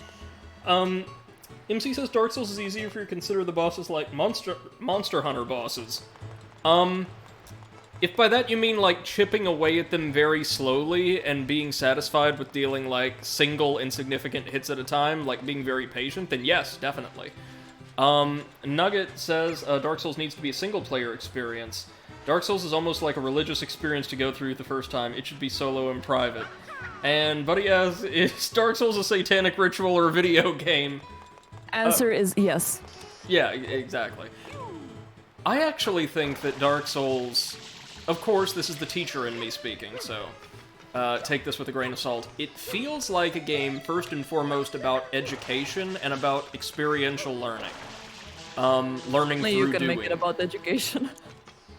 Well, no, truly. It's a game where, instead of just quote-unquote getting good, as the memes say, if you want to succeed, you really do have to observe your surroundings and the mechanics and all of these things that aren't made explicitly clear to you in terms of relevance and all that, and attempt to apply whatever it is that you can glean from your time with them. Nugget says, I love Monster Hunter. Yeah, I've played a little bit of Monster Hunter World. Pretty good stuff. But I really want to try it at some point. I was hoping it was going to be free on the Epic Games Store, but unfortunately they leaked a fake picture with the titles and made everyone hyped about the giveaways. Like, bastards. It's a game where one of the first bosses is like giant prehistoric chicken, so I'm okay with that. That sounds dope. I'd fight a chicken. You ought to get Sinner Sacrifice for Redemption, then. It's got a chicken boss. Chicken boss is best boss. Eclipse says, just for the love of God, guys, a level vigor in Dark Souls 3. Well, you're doing fine with that challenge run, brother. For those of you who are unaware, over on his own channel, Eclipse Site is currently nearing the end of a challenge run of Dark Souls 3, DLC included, with absolutely no additional levels invested in Vigor from the start of the game. Vigor being the stat that governs life and a lot of defenses. So, good stuff. He's a resident masochist. Bunny says if I wanted a game about education, I'd dust off my old copy of Sonic Schoolhouse. I haven't heard about that game in ages. Yeah, it's like... Okay, so the Mario educational titles are remembered mainly for their ambiguous quality, but Sonic Schoolhouse is one that just nobody is aware of anymore. And MC says, I really do want to see Brady go through Uplink and see how that goes. May do at some point. Yeah, I know. After this, we've got Seth's request of Little Misfortune, which I will be streaming. We've got Mario Galaxy on this collection. We've got a wonderful game for PS4 I've yet to share with you guys, one that actually works, unlike Cyberpunk. And then I want to get into the No More Heroes series. Oh, that's nice. Have you played those, Seth? Nope. Oh, man. Well, you know, they were released, or the first two were ported to Switch. What about Avengers? Are you gonna keep playing Avengers?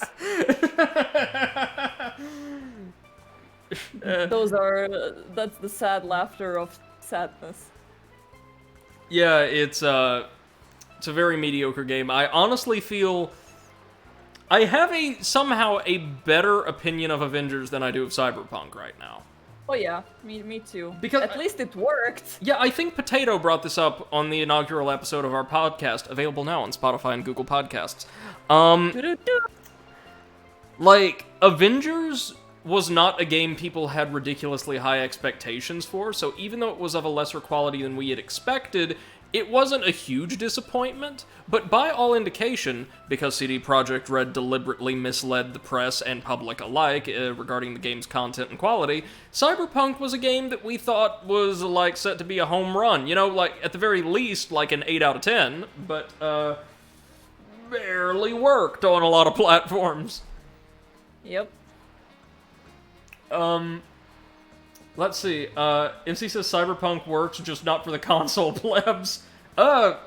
Depends on, like, what time you're playing the PC game as well, right? Like, what patch we're talking about. Oh, yeah. Yeah. I mean, only today, in the first 10 minutes of my Cyberpunk stream, I had 3 crashes. And all of them were before the game even loaded, so they were in the first cinematic when that douche canoe says, "Hello, Night City!" Yeah, and like the little loading screen interview with the police liaison. Oh, yeah. Let's see, MC says they had no crashes at all from the first release. That's pretty impressive, then. And Bunnyvid says they call me the Schoolhouse Master over on Sonic Amino. I know everything about the game inside and out more than anyone else. This is over 2 years of knowledge that I'm cursed of having still stuffed in my brain. Because I've known of and been deeply studying the game for over 2 years. I just recently tried to stop, but I guess the dark gods of Sonic Schoolhouse decided I'm not going to get away that easy. See... You're not getting away the damn game. If I didn't know that Sonic Schoolhouse was a legitimate product from the 90s, when I saw that when you mentioned it, I would have thought, oh, is that like one of those, like, unsettling horror-adjacent, like, online or internet-sourced games, kind of like Baldi's Basics? But, no, it's a real thing. Oh, right, so this guy cosplaying a Pianta oh so convincingly is Il Piantissimo. Basically, this game's answer to Koopa the Quick, and also may or may not be the mailman from Legend of Zelda Ocarina of Time and Majora's Mask. That's totally him. He's way more competent at, like, racing than Koopa the Quick ever was. We stand a decent chance of losing to him. But all we gotta do is get to the top of the hill, and we should be good to go. We should be Gucci, as the children say. Hey, I said that.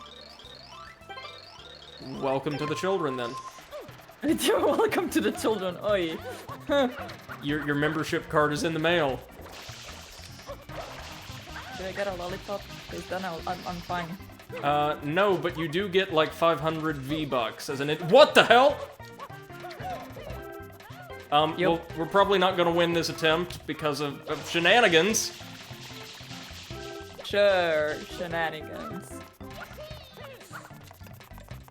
Welcome to the Salty Club. Your card is in the mail. It's alright, we got very close that time.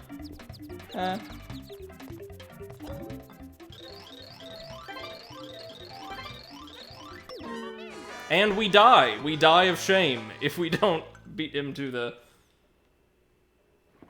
If we don't beat him to the flagpole, which is a mood. This game has far fewer one-ups than 64 did. We don't really need them, though. Nugget says, I think Skyrim released 10 years too early, honestly. It's ruined games entirely for a lot of people, because almost nothing can compare. Well, you know, man, it's interesting you bring that up, because lots of people have been saying that Cyberpunk is what happens when you release a game 56 years too early. True. MC says, I realized that 2 people falling from the sky was a bug, and not some interesting fact about the society causing intense depression. I've had the game crash when I picked up a taco before, so... Or leave a car. Yes, or get into a car.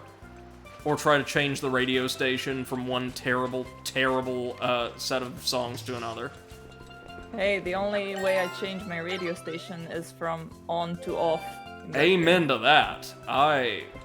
It is perhaps the worst in-game, like, radio station set or offering in any open-world game that I can think of. I am the oh my god, how to say it? You're the target audience. Yes, I'm the target audience. Like, I'm a metal fan, I'm an electronic fan, and I hate the music in that game. Oh my god, I hate it so much. The only game that caused me so much headache while playing was Rage 2. That was the only other game that I had problems with, like, music and visuals so much that it caused me headache from, like, playing for longer than 2 hours. Yeah, that sounds More about on that right. on our podcast. Basically, do you want to hear three people, like, make the very best case they can for Cyberpunk 2077 being, at best, a mediocre game? Drop by the Overanalysts on Spotify or Google Podcasts, and you'll get your fix. Yep. And let us know if there's anything that you would be interested in us covering on future installments of the show. Oh yeah. We have planned a Souls-like episode, and we are gonna have a 2020 recap. Which I'm slightly dreading because we're gonna figure out how horrible the game. Yeah, 2020 is a horrible game. I would never play it again. Oh my god. Also join the Discord. Yes, Discord is in Brady's. It's at the bottom of our bio. Yeah. Thank you for that. I promise I will, like, actually get something resembling a proper rig set up for this later. Bunny says, Baldi's Basics was based off of Sonic Schoolhouse. That's right. And actually ripped the wall texture straight from that game. So thanks, Baldi, you committed theft.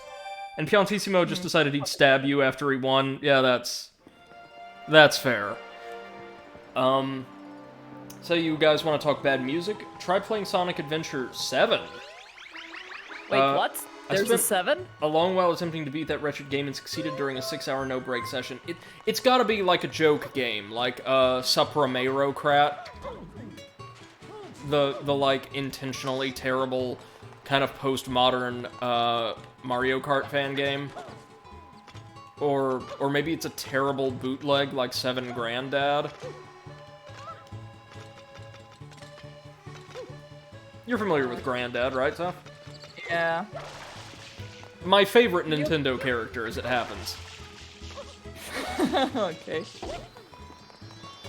I'm looking around to see, do we get any additional nozzles yet? No, of course not. Yeah, my definite favorite Nintendo character of all time is Yoshi. And my ex-boyfriend actually liked Yoshi so much that for his birthday I custom order from a girl that does crochet, 30 centimeter tall Yoshi doll, completely handmade. That sounds lovely. Oh yeah, I waited like 6 months for it, but it was worth it. It's a pretty good doll. Oh, wait, hold on. There we go. I knew there was a shine somewhere around here. A shine, okay. MC says about Cyberpunk's radio set, I'd agree and disagree. The radio music is terrible, but fits the theme of the world building. We talked about this on the podcast, actually. Which was exactly our point. No, given the number of times we've said this, I'm thinking, man, maybe we really knocked it out of the park. Yes, I think so.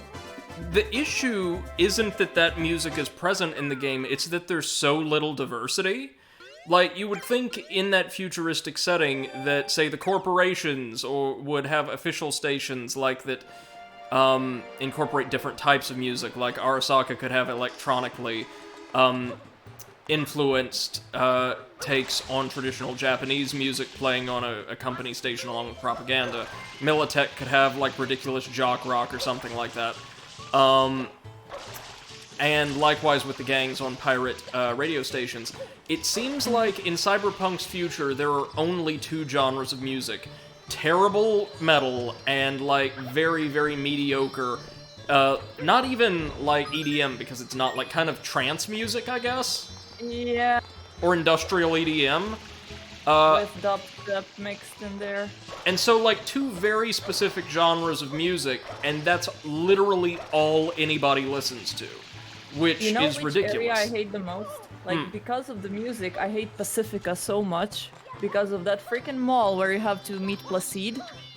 You cannot turn off the music in there, and it's always the same song over and over and over again. God forbid you go AFK there, you're just gonna go crazy. So I've been to Pacifica once, and I think in terms of looks, it's probably my favorite district in the game. Yeah, look-wise it's pretty cool, but music-wise it's it's this combination of reggae and electronic. And they do have lyrics, but it's always like the same words over and over again. And I'm assuming it's in Creole, but I'm not sure. Okay. Let's see. Eclipse says 2020 didn't even have good DLC. No, unfortunately not. Well, I hope that the DLC is gonna introduce Penis 3, because that's really all we want. Yeah, no, we would. I think we would all improve our scores for the game if we got Penis 3 in DLC. Yep. And MC says, Sonic Adventure 7 is proof that remaking a terrible Game Boy game in sublime green, brilliant blue, and radical red won't make it any better. If anything, doing that makes it worse. Oh god. And Bunnyvid says Sonic 7 is a bootleg game from a Chinese company called Yong Yong. It's the worst. Look it up. We got a simple little red coin mission that just involves exploring the coral reef up next. It's very peaceful and honestly a pretty nice mission. I'm just observing my cat tiring herself, like she's sprinting from one part of the apartment to the other, and now she just turned around, looked at me, and she had like her mouth open with her tongue out like a dog, and was just panting. Like, what the hell are you doing, cat? Also, do you know you're a cat, not a dog? Based on what you've told me, I honestly have room for doubt there. Yeah, I think she thinks she's a dog as well. If she was raised with dogs, perhaps so. Yeah. MC, to your point, I see that, but I really want to think that also something all three of us felt during our playthroughs, myself, Seth, and Potato, was that the game tries so hard and so constantly, like, quite pathetically, really, to hit you over the head with the bleak, oppressive tone of its world incessantly, to the point where it comes across as kind of a very immature attempt to be mature. And I think, like, the narrow selection or range of music and aesthetics present in the world just contribute to that, right? They want you to feel that Night City is exactly this one thing and nothing but this one thing. Yeah, I mean, like, your character does say a lot of times, like, oh my god, I can't believe how Night City is loud, and when you, like, leave for the outskirts, she's like, or he's like, oh, it's so quiet, I'm completely used to, like, the noise of the city and stuff. So yeah, they tried to make it noisy and horrible and stressful, but you know, as a person that is trying to play video games to unwind, I don't need additional stress in my life. Yeah, not just that, but it feels like, and some people have a much bigger problem with this than I do, but it stinks of a product of devs not really being able to, or at least in their minds, not be able to communicate, like, an emotional atmosphere subtly. So instead, they're constantly telling you explicitly exactly how you're supposed to feel. Yeah. I see the point in there. Which, to me, loses, or, like, actually detracts from the potential impact, because I tend to have the most visceral, emotional reactions to story beats or characterization in games when it's either subtle or it's something that I just kind of, that's presented without commentary, where I could process it. Like Dark Souls or Hollow Knight. Yes, exactly. I think the strongest emotional reactions I've had to content in Cyberpunk so far has been where the dev team, or like a secondary writing team, finally steps back from this ridiculous anvilicious message of kind of pointless nihilism based around the environment, and instead embarks on these interesting little smaller scale character pieces presenting to us the full breadth of humanity present in the main cast. I think about the mission Heroes, which is like the closest thing to a persistent or like a full-length side quest you get for Jackie. I'm thinking of the entire Nomad quest line with the surprisingly likable Panam Parker, who is one of my favorite characters in the game at this point, just because she's yeah, she's amazing. She's the least horrible among horrible people. I do like Regina's side quest chain involving cyber psychos. The game is so poorly and disjointly written that I have next to no emotional reaction to the moments the game really wants me to take as a gut punch, but I developed this strong emotional attachment to a car. Delamain. Yes. Bunny says, I'm just thinking about how cool it'd be if we got a Mario Sunshine 2. We could call it Mario Moonlight. Ooh. Ooh. Oh yeah, in like a dark, in the moonlight. And moons instead of shines. Oh, we already got moons in Odyssey. Yeah, and also we cannot call them moonshines. Oh, we should though. No, like have Mario running around a GTA-style open world just collecting pure unfiltered alcohol. I mean, yeah, since he's killing people for money, I kind of see him killing people for moonshine as well. Hotline Mario. Let's do it. Let's see. MC says, my worst experience so far is when the game wants me to hide in one place for a cutscene event. The game say hide, so I hide as I would in Thief 2, and game says no, go to terrible spot. That's true. Mario Mardi Gras, for me, yes! Yes! Nugget says, I'm still here just listening. Right on. Oh, we've got to do the Shadow Mario mission, which, as you know, is just clean up. Then we finally get to go to Pinna Park, advance the story, and unlock a bunch of stuff in Delfino Plaza, including a whole lot of bonus shines. It's actually harder to get a beat on him this time around. Bunny says, I had some concepts for a Mario Sunshine sequel and they were fun to make. Are you some sort of like game dev or were you just like, fun creating? An artist? Stuff like that? Maybe?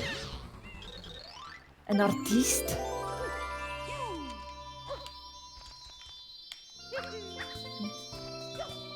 There we are. Now, each main stage in the game, of which there are 7, has, I want to say, 10 shines total. But you'll notice we've only been getting 7 during our first run through every stage. This is because we'll go back for the other 3. Bunny says, yo, Mama Peach cutscene time? No, we've not done it yet. That's up next. Because it's time to finally make our way over to Pinna Park. Oh, Bunny says, I'm an artist. I create these things out of passion for the things I love. I'm an artist and writer. Hey, right on. Oh, amazing. If you have, like, public profiles and you would care to share them and maybe, like, invite an audience to your work, please feel free to do so. Share it either in the Discord or the chat. Yeah, I'm always interested to see, like, stuff from artists. MC says, writing is fun. As a graduate student and / supplementary instructor or teaching assistant, I will contest that.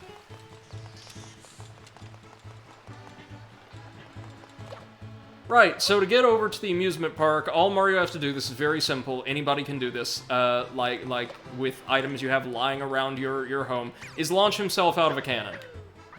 Oh, of course, yeah. It's fine, he'll be fine. Obviously. He's smoking, it's fine. Smoking hot. So, Pinna Park is actually... Seth, am I correct in saying it's probably the smallest stage in the game?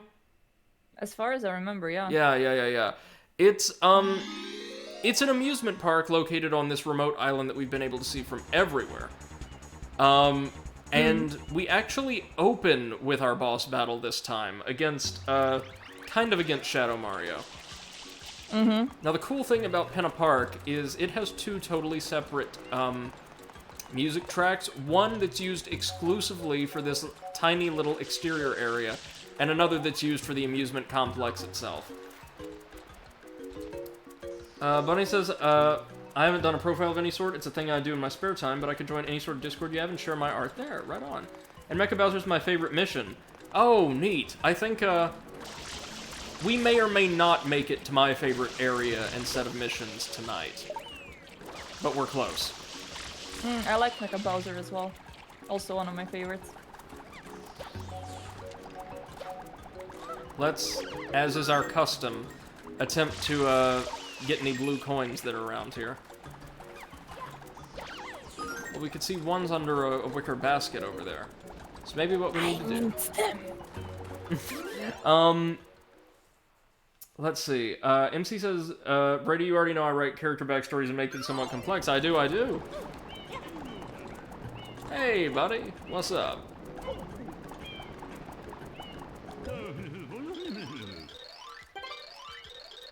They come by stealing my coins. Who needs them precious? Yeah, because the devs tied an obscene amount of stars or shines to them. Oh, they're stars, you know they are. Oh, does this butterfly potentially have something for us? Nope. Just window dressing, I suppose. Okay, so we can't get to these until the next mission. That's fine. It's totally fine. Let's go ahead and head through the gates to begin the boss battle, which, again, this should commence almost immediately. Oh, after a quick little chase. And I totally forgot, we've got more lore. Hold up. We have the Penna Park brochure now. The park boasts everything from a roller coaster to the clam cups. The view from the Ferris wheel is magnificent. Clam cups sound like a delightful appetizer, don't they? Yep. Oh, we also get to meet the Electra Koopas, kind of special enemies native to this zone. They have shocking shells, but all we gotta do is zap them or otherwise distract them while their shell is removed, and they will electrocute themselves. They kind of sound like the type of people that would enjoy cyberpunk music. Yeah, no, exactly. They've even got the hair for it. Yep. I kind of want Mario in Cyberpunk 2077. Free DLC. Collecting coins from poor people in Night City. Here we go. This is actually a pretty significant moment in, like, franchise history for a number of reasons. We actually get some lore behind Shadow Mario, finally. And the closest thing to a proper battle with it we ever get. Did the perpetrator get away?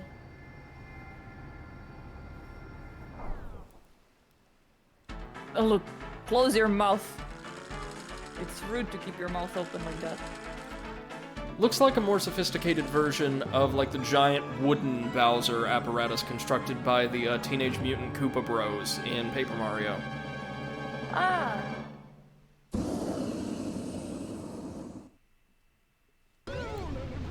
Right, so we're actually going to have to fight this thing from the roller coaster. The way this fight works is we, will, at predetermined points, while just moving automatically around the track, be able to collect, like, water-powered missiles, I believe, that we can, much like the pig balloons we use to ground Petey Piranha at Bianco Hills, fire straight into Mecha Bowser, which will gradually damage him. He takes a fair amount of damage for a Mario boss. This is not 3 hits and done. And we will actually be able to see, I really like the way this is done, every time we strike him, correct me if I'm wrong, Seb, every time you strike Mecha Bowser, he, like, adopts a new state, like, he'll become increasingly damaged visually. Yep. To the best of my knowledge, or the best of my memory, this is a very easy fight, but a cool little spectacle. Bunny says I dropped some art of your boy Flood. Right on, thank you. And MC says... I just saw it, it's amazing. MC says I managed to pin down one of the themes of my survival character. The idea is that combat never ends in victory. If you could not resolve a problem other than by combat and death, you've already failed. Man, then in Souls-likes, you really can never win. Fighting and killing is about erasure, not resolving anything. All you can do at that point is mitigate the failure. Right on. I think, unintentionally, in Cyberpunk I've been playing it similarly. Why fight people, why kill people, when instead you can just turn them off? Yeah. Turn off their eyes. If they don't see you, they cannot fight you. No, no, no, if you upgrade quick hacking enough and get the proper deck and, like, components, Yeah. you can literally turn them off. Oh. You can, like, cause a hard system reset and cause people to just pass out. I wish I could get a boyfriend like that, you know, just like every time we come into an argument, just like turn him off and be like, I cannot deal with this, turn off. Boyfriend, reboot. Breach protocol. Yup. Hold on a minute, I'm gonna see if I can't pull up the art on my Discord. Oh, wow, that's very nice, Bunny Bits. Well done. I quite like that, especially the background. Now let's see if we can't get back to Streamlabs. Old Brady does not know stuff. Yeah. And Bunny says, it's time, boys. Best mission in the entire game. Nugget says, but killing isn't actually killing in Dark Souls, right? Because they come back to life later with the undead curse. Till it's broken, at least. Depends on what you kill. And depends on whether or not you get their soul. And depends on how much you hate them. We hate them.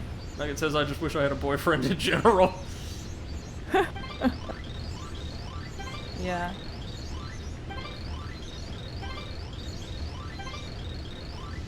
Yeah, let's get the hero's vehicle. Let's get our roller coaster car. Okay, let's do this. Not really going to comment on it, but we get beautiful views of Penna Park as we go along. Yes, there's bullet bills. We can spray them with the flood. Spray them. Yeah. And aiming is probably much easier for Brady as a child. Oh, we can also use our water to temporarily extinguish Mecha Bowser's fire breath, as there are places where it can damage us. Oop. That's right, MC. There is the boyfriend video game. Isn't it called Boyfriend Dungeon or something like that? Oh, Maybe I thought... can get a boyfriend there. I thought y'all were thinking of, like, Hatoful Boyfriend, the pigeon dating sim. No, there is one that was announced. Was it in the Nintendo Direct? I'm not quite sure. I know it was like a big announcement and it was suddenly like Boyfriend Dungeon or something. That does not sound very Nintendo at all. Well, Nintendo, like Switch has Doom now, so what the hell do we know? Right, right. Like, what does Nintendo care at this point? Yeah. It cares enough not to give us voice chat. But it does have Among Us for some reason. It has Among Us, but you cannot have a voice chat with it, so... Yeah. That's sus. That's very sus. Alright, we're breaking this thing slowly but surely, and I forgot that bullet bills will start approaching you from both ends. So... oh, you know they will. Been on that Olestra. There we go.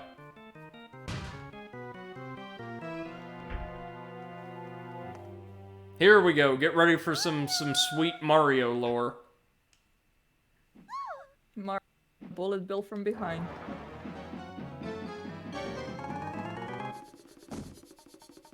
Hey, it's a character that not many people like all that much, to be honest. I wonder why. It's also the worst voice acting in the game.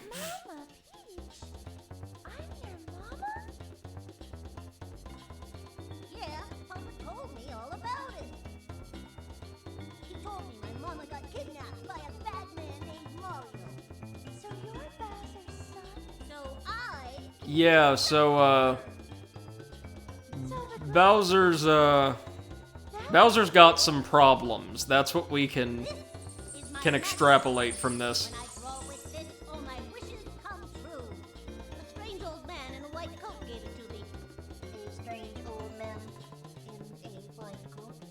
Mario needs to learn to close his mouth. He does. There's a lot of toxic gunk around here. You don't want to get any of that down there. So yes, Bowser has a child, an actual child. This is Bowser Jr. He is not Baby Bowser, the juvenile version of Bowser who debuted in the Yoshi's Island series and was practically the same thing. He is not one of the Koopa kids who were used in like the sports and party games and things like that. He is yet another like tiny little Koopa child. And isn't my favorite... Appears to be heading toward Corona Mountain. Oh god, no. Oh my god, Nugget, I was thinking exactly the same Yeah, thing. no. Who the hell is Bowser Jr.'s mom? So was Mario, I. obviously. Yeah, no, like... This means that Bowser has a partner whom we just never meet for some reason. What about Bowsette? Not canon, I'm fairly certain. Oh, damn it. What? Oh. I mean, honestly, Bowsette was canon, like, phew, I don't get it why Bowser keeps kidnapping the princess. Like, he has a much better version at home. Bunny says, what's funny is I've actually been practicing voice impressions of Bowser Jr., Mario, and Flood from this specific cutscene. And I love the cutscene's voice acting. I like the game's voice acting on the whole, just Bowser Jr.'s is not my favorite. Oh, right, we've actually got to spray all of these suckers off the top. But, Nugget, I think the real question is, where is Bowser's pee-pee? Yeah, and did he go for 1 or 2? Yes, Brady, that's the question. Oh god. There we go. There's a blue coin. I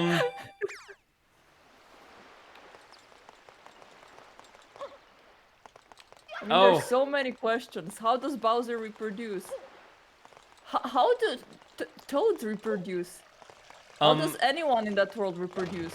I just like to think that toads are like immortal servitors of the universe. Like, they exist to keep order in this world. They're immortal.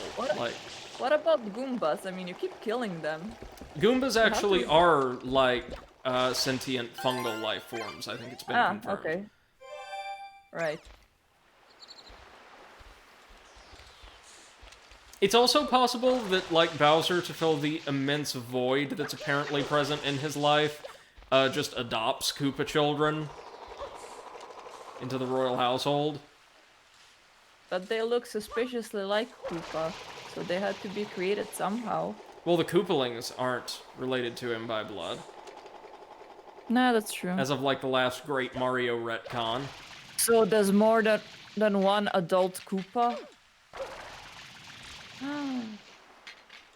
Yeah, I don't know. This is not where I thought my Mario Sunshine streams would be taking us, but I don't have an answer for this. And Bunny Vid says, yeah, Bowser Jr. is confirmed by Nintendo to be his biological son. Right. His only legitimate child.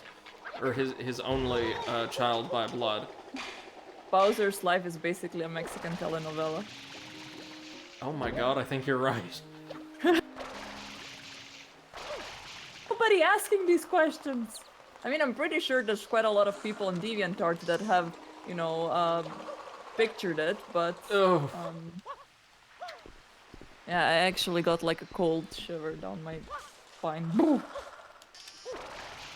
It's like, I think the same way we all feel when we hear the phrase YouTube gaming, right? Like, just... Yeah. Just like... Oh, hold on. Got a blue coin, that's a good shiver. Honeyvid says pictures what exactly? DeviantArt, I think. You know what they picture. It's the dark part of the internet. The part where everything has a pee-pee for some reason. Everything. Everything! Bowser. Even your chair has a pee-pee. Yeah, the coffee maker. Oh my god! Why did you have to go for the coffee maker, Brady? The Why? calendar. No. Don't spoil my coffee. The Death Star's maintenance tunnel somehow. Wait, what the fuck?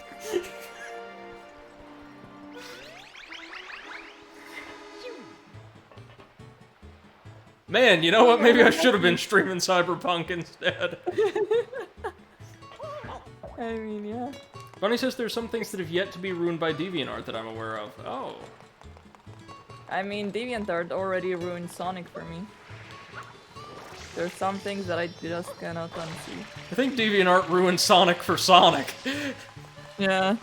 Oh, right, sorry. So one thing we do have to take care of that I've been negligent in is unlocking all the stages, because every single time that we see one of those, like, splash screens or little clips as we enter Delfino Plaza, the world state will not change until we resolve the event it relates to. And to unlock a lot of the bonus shines around here in bonus stages, we need to advance the world state several times over. Specifically, we need to enter stage 6 now, but wait, Brady, isn't there a stage 5? Yes, there is. Oh, damn it. And it's one of my favorite stages in the game, although a really hard one.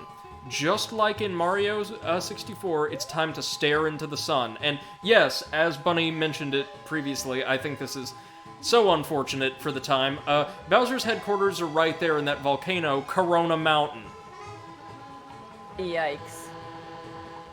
Big Right. yikes. So stare into the sun, and you get brought to the home region of the Noki, the little shellfish people. Let's see. Bunny says there's some things that have yet to be ruined by DeviantArt that I'm aware of. And Eclipse says there anything people on DeviantArt don't picture? It's like, you guys found out you could, but never stopped to ask if you should. Right. And Bunny says I won't say them here because then someone from DeviantArt would sneak in and get to cracking. And Yep. MC asks, Trump on DeviantArt? Probably been done. Oh! No, why? No! Also, no, I kinda wanna see a coffee maker with a pee-pee. just take your commission down to DeviantArt. Apparently. We'll pay good money. Let's see, Bunny says Mario gets eye damage, dies, and goes to heaven, aka Noki Bay. Nokis are just dead people! I see dead people. I like this episode of Game Theory. And Nugget says, oh, sorry, never underestimate the power of horny. Give me just a minute real quick, guys. Have to tend to my blood glucose, but we'll be right back in 1 minute. Well, actually, give me about 3 minutes and I'll be right back with you, okay? Don't go anywhere. Just, continue this lovely discussion of DeviantArt. Yeah. So, while Brady's away, let's think about all the other things that could have a pee-pee. Like your headphones. Maybe your controller. Wait, is analog stick actually a small pee-pee? And wait, if everything can have a pee-pee, does that mean that necessarily everything is male? What if we start putting vaginas and stuff? I mean, technically we already have a flashlight. Not the type that, you know, shows light, but, you know, the other type. Where is my pee-pee, huh? Well...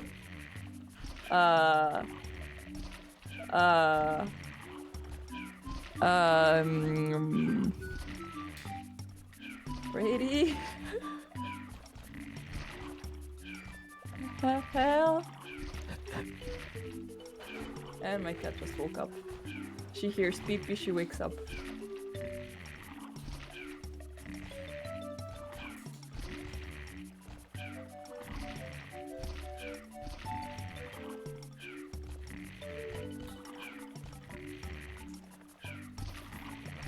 I remember, I think that it was the first thing that I saw on DeviantArt when I was, I don't know, like 15, 16. And that was like a very, very sexual picture of Sonic and Amy. And I was never the same. That's my superhero origin story.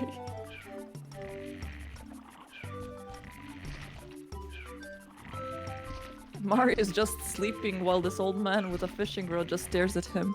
I mean, whatever tickles here is his pickle, right? Also, where is his second arm? Also, is that a pee-pee in between his legs? Oh god, now I cannot unsee it anymore.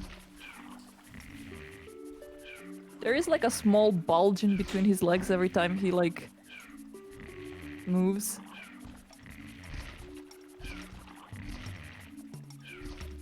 You shouldn't be looking there. Well, I did. Mom, help! Brady, help!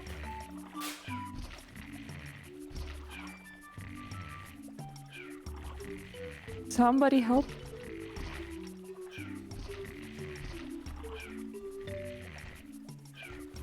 All right, friends, and I'm we're still back. Fascinated. I'm still Oh, fascinated dear. how DeviantArt did not ruin Sonic nearly as much as the what was it, Universal Studios, who made that horrible Sonic that was nightmare fuel. Yeah, but they also gave us Gangsta's Paradise Zone, which is a boon to all of us. Also, what on earth happened to chat? Well, we were seeing peepees. I mean, look at this guy with the fishing rod. What does he have in between his legs? Like when he's moving back and forth, like there is a bulge there. Actually, that's the back of his shell. Oh, come on, just...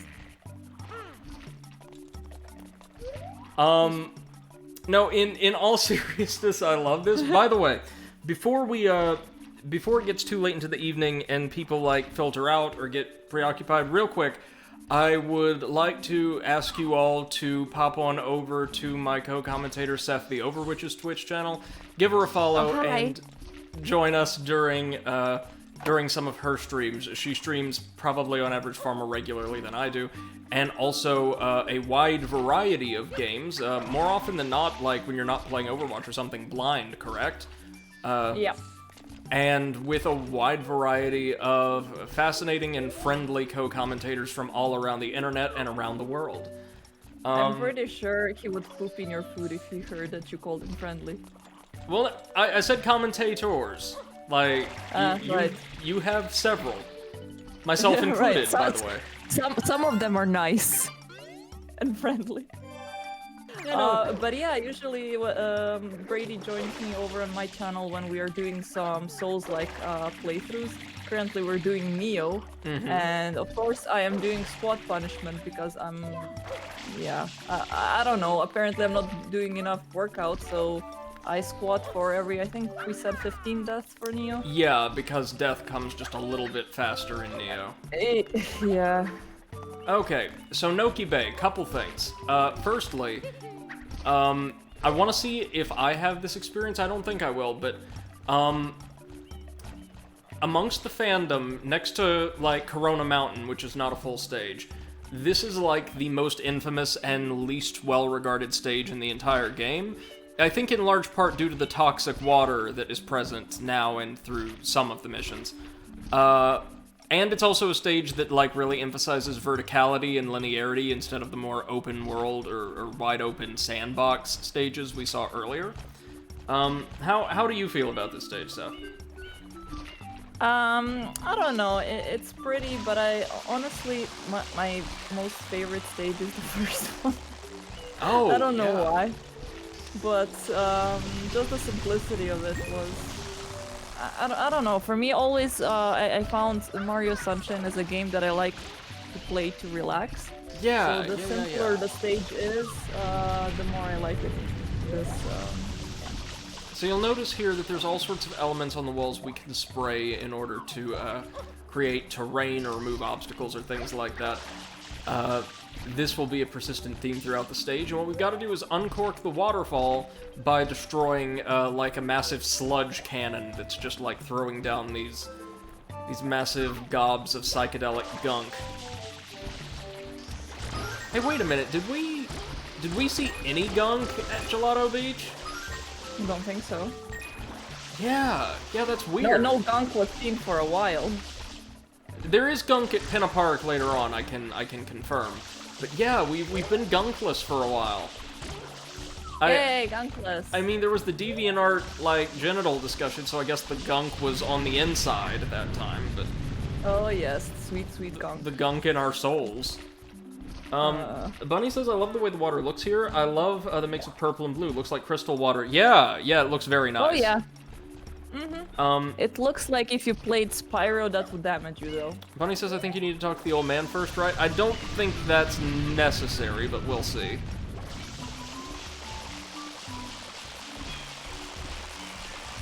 I just noticed that Bunny said Seth was looking in the no-no area. There is only one thing that I can say to that, and that is, no, don't touch me there. This is my no-no square. Oh dear. Yeah, you can thank me for that earworm later. Isn't that, like, originally from an American PSA? Yes. Oh god, I'm sorry. Yeah, because, like, you know, here in Germany we don't need those PSA, just people know not to touch each other's no-no square. It kind of comes as a given, you know? Let's see. Oh, hold on. Ah! Fie! Oh, thankfully these things dropped some water for us. Excellent. Yes, thank you. Or one of them dropped a bottle of water. Oh my god. Mario, no, don't play me like that. We've been through too much, you and I. Or you know, Mario, why? Down we go. Or down goes the jar, up goes the plumber.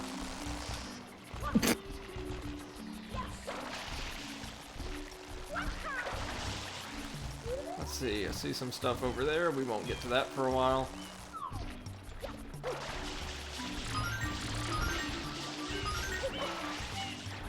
We need to very carefully perform a wall jump, yeah, or something to get up here. Almost had it. Come on, Mario. You trained for this. You trained all your life. This is it. Like plumbing's natural evolution. Yep. Destroying the filth before it can clog the drain. We call That's this... a very proactive thinking. Yeah, we call this preemptive plumbing.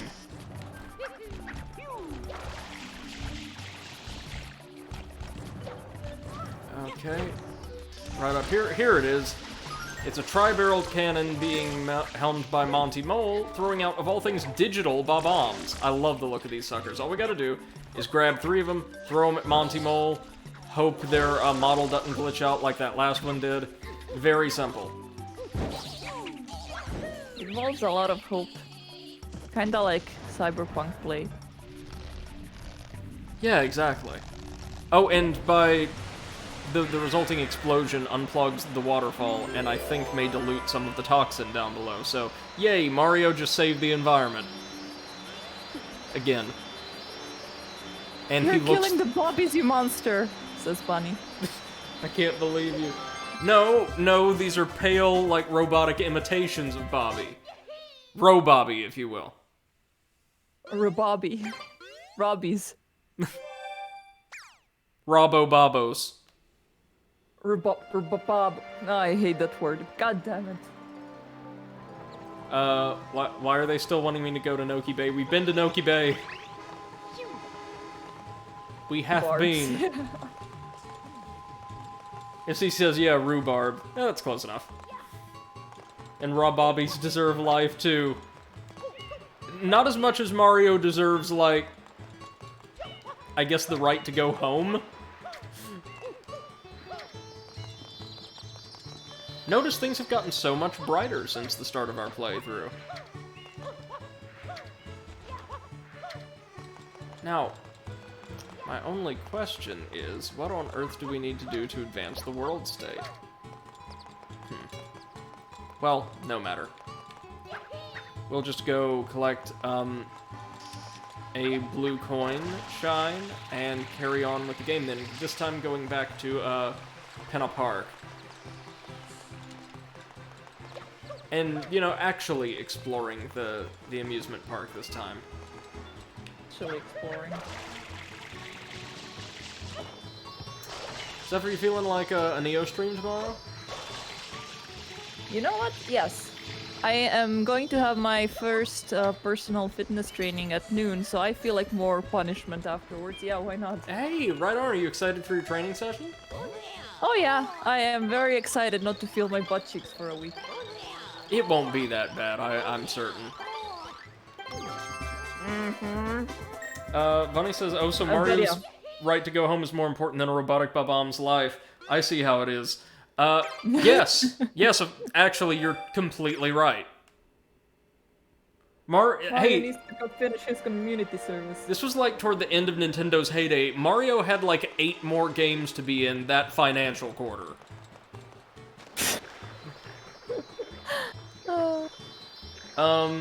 And according to the wiki, that's just a design choice. They're living and breathing Bob-ombs. Oh yeah, I know, but Mario says they're robotic to help himself cope with the decision. This is why he needed to, like, calm down and go back to basics for a console generation or two after this. Yeah. So, tomorrow at the usual time. Yes, ma'am. So that is 8 p.m. Central European time, or whatever o'clock in the American 1 p.m. CST, or CDT in the US. Okay. Whichever one it is. 1 p.m. Central, y'all. Now, for the next Pinna Park stage, we've got to do the same exact thing, only this time with bullet bills. Which is fine. MC says, to be fair, every being is alive till they are not. That is wise. Mm-hmm. So, Bunny says, I refuse to believe. I think this is bomb abuse. Mario's getting extra jail time for this. Extra community service. He's gonna need to clean another level. So what we want to do is use this or maybe a different type of bullet bill. Yeah, we're going to need to kite the different ones out. There's some that home, like purple bullet bills that will home in. And we're going to need to run them into these wicker baskets to get at the goodies underneath. There they are. You can also spray them because Brady has no idea what he's doing. Alright, this way, this way. Beep, beep, beep, beep, beep, beep, beep. Thank you. Bunny says that's a story for Mario Sunshine 2. More community service hours. Mario just can't stop committing crimes in this country. God damn it, Mario, we talked about this. I thought you went to rehab, Mario. We talked about this. No more murder.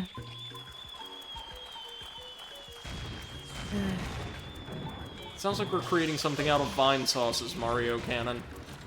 Come on, here it comes, here it comes. Yeah, yeah. That's it. That's it.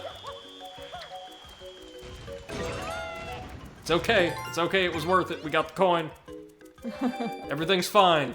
Everything's fine, y'all. Mario's completely in control. That's what he told his parole officer anyway. Yep. Nobody believed him though. Look, I know it's cheap. I know, like, the oldest, like, Let's Play gag in the book is just turning Mario into a hedonistic criminal, but come on, it's so easy. Yeah. The jokes are writing themselves, to be honest.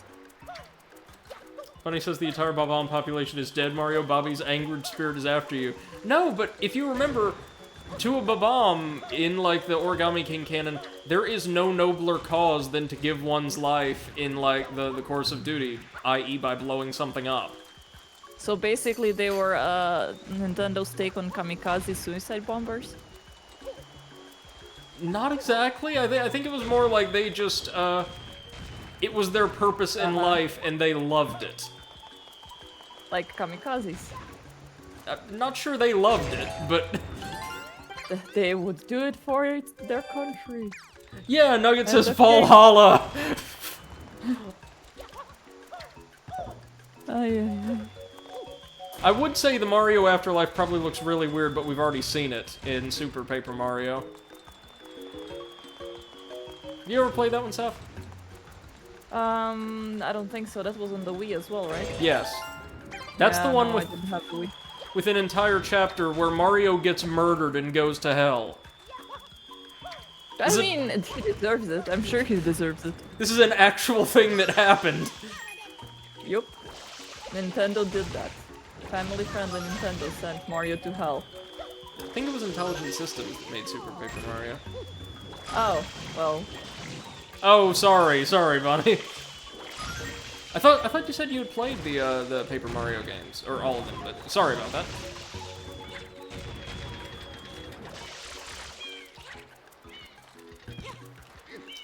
Also, a belated Happy Hanukkah. Oh yeah, Happy Hanukkah. When was Hanukkah? Don't know. I don't remember the exact dates this year. To be fair, I barely remembered Christmas this year. Oh, it's one of those holidays that always changes the date, kind of like Easter. Yeah, no, I almost forgot Christmas, and it's always on the 25th. To be fair, I remembered Christmas when I got Merry Christmas message, so, yep. Oh, Bunny says I've played them all, not beat them. I've beaten Origami King, the rest I've yet to beat. I see. But yeah, like in Germany, we celebrate Christmas on the 24th, so, you know, I was one day before everyone else saying Merry Christmas. Yeah, like sending well wishes. Sending well wishes, yes. English is sometimes hard. Come on, give me that blue coin. I know it's in there. There we go, Mario. That's it. That's what we like to see, buddy. Yeah, and Bunny says I don't remember Hanukkah's end date this year. I will... The only thing you remember is your presents, and that's how it should be. Welcome to, like, a late-stage capitalist holiday season. As Marcus from Borderlands would say, it's a fine day for capitalism. Oh, Marcus. Never has a game succeeded in making me hate a character they intended me to so well. No refunds. As opposed to Cyberpunk, which caused me to hate several characters I'm fairly certain they wanted me to sympathize with. Oh, I find it really funny how a friend of mine, he's also finished Cyberpunk recently, and he really loves Judy, and he has a male character, so he didn't manage to romance Judy, and I really love Panam, and since I have a female character, I didn't manage to get Panam, because apparently Panam doesn't like girls. And yeah, so we were like talking about the characters and stuff, and we had exactly the opposite opinions about all the characters, like who we love and who we hate. So I'm guessing he had, on the whole, a way more positive opinion of the game then. Oh yeah, but he's a big fan of like science fiction, so you know, give him an ambient like that and he's gonna be absolutely in love with it. I'm a bit more critical on the game design aspect. Yep, same here. So I will say, to be fair, one of the better, like, character actions I've seen as, like, and I guess this is exclusive for a male V, or some of the quests or content must be, Panam's quest line and interactions with the character are actually fairly well written for what they are, and I'm about to jump right off the edge. Damn it. No, okay, we good. MC says I remember food from Christmas. Oh, yeah, man, me too. Bunny says... I had a sandwich. I got all the LEGO Mario sets currently available over the course of Hanukkah, including the power-up packs, and yet to build 3 of them. Gotta get round to that. Oh, you've got plenty of time, my friend. Oh my god. Oh, and MC says, oh my lord, that sounds like a lovely meal, my man. So, secret stage time. We've got vanishing and respawning blocks. This, I'm not going to lie, gets pretty tricky.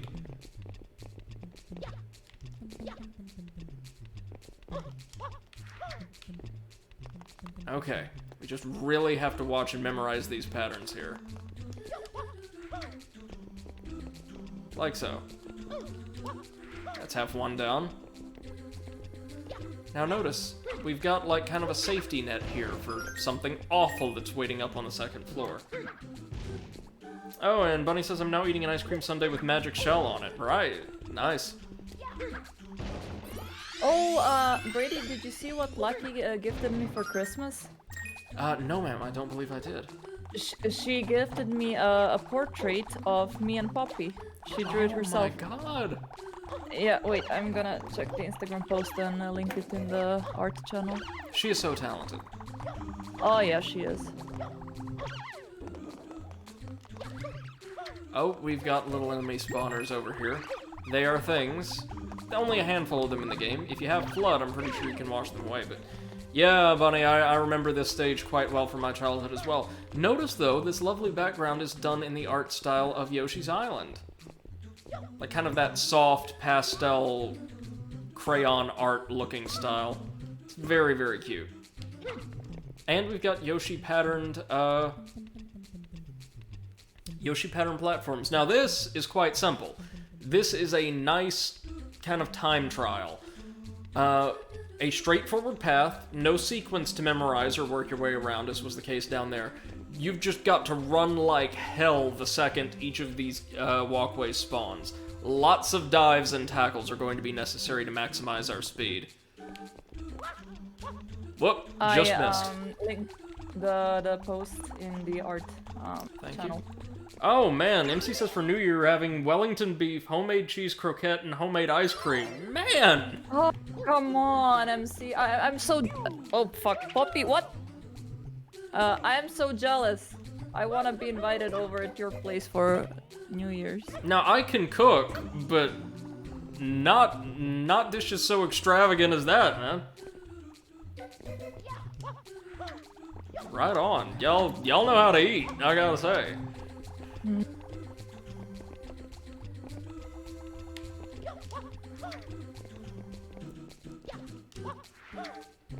What we've got to do is just really make strategic use of our dive to get across, like so. If you can do that consistently, which, believe you me, Mario Odyssey will give you a crash course in the art of, like, the dive tackle, you'll be solid. You'll be Gucci. Indeed. You'll be Prada, you'll be Fendi, you'll be all them brands. Don't forget Furla. I like Furla. Oh. Leave the socket! Nope! Bunny says for the longest time, I didn't know what that game was, so my reaction to the background was, oh neat, a reference to the original Paper Mario, because I'm an absolute Paper Mario nerd. No, the art style isn't quite neat enough to be Paper Mario's. Paper Mario didn't adopt that really hardcore, like, handcrafted aesthetic until I want to say Sticker Star. You know, the one that we never talk about. And totally didn't happen. That's at least what I'll keep telling myself. But Yoshi's Island had this very charming, kind of childlike aesthetic. Oh, time to actually explore the park now and collect some red coins. And MC says, I accidentally saw Beef Wellington made in a June's Kitchen video and decided to suggest it to my mom. Oh, right on, man. June's Kitchen, that's Rachel and June. Those Japanese YouTubers.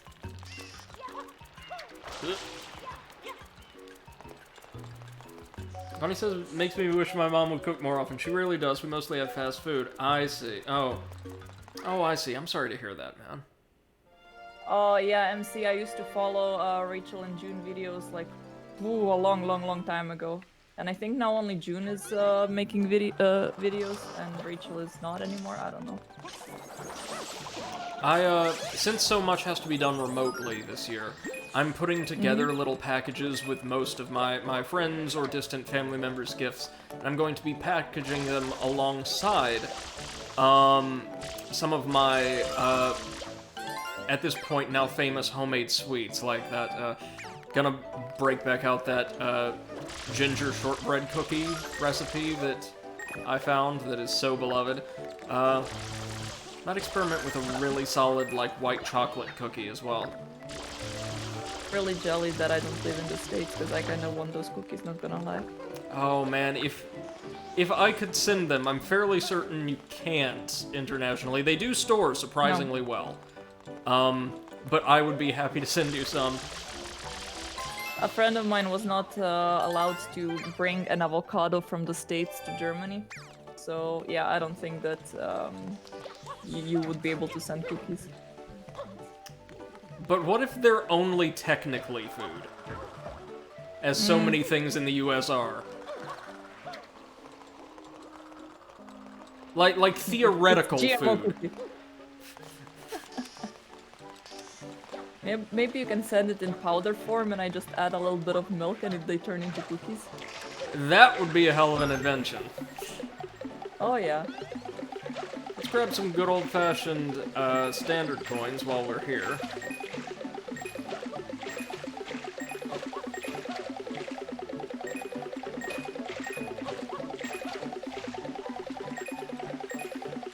Any prize for collecting them all? No dice. Okay. Of course not. When he says you could spray the spinning shells open, I never knew that. Yeah. And MC says I'm thinking about making chocolate truffles as a surprise. Jeez! MC, why? And I made some Why chocolate make- truffles break my last time I was in the little US. Ooh.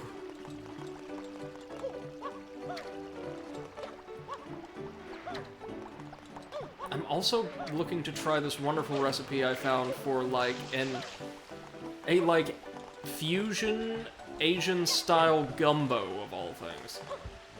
Oh, okay. We've got enough blue coins for another shine, so just keep that in mind. But right now, oh, let's go past the Pianta Deku tree. With a giant snotty pear coming out of its nose, because lovely. And make our way over to the pirate ships here. Most of the red coins are around the pirate ships, but as opposed to what the stage title would suggest, quite a few of them are also just around the amusement park. We actually don't end up spending that much time or that many missions just in and around Penna Park. Oh, yikes. Whoa! Y'all see that? Pretty sure I just... Yep. I'm pretty sure I just cyberpunked my way through the pirate ship. That looked like cyberpunking, alright.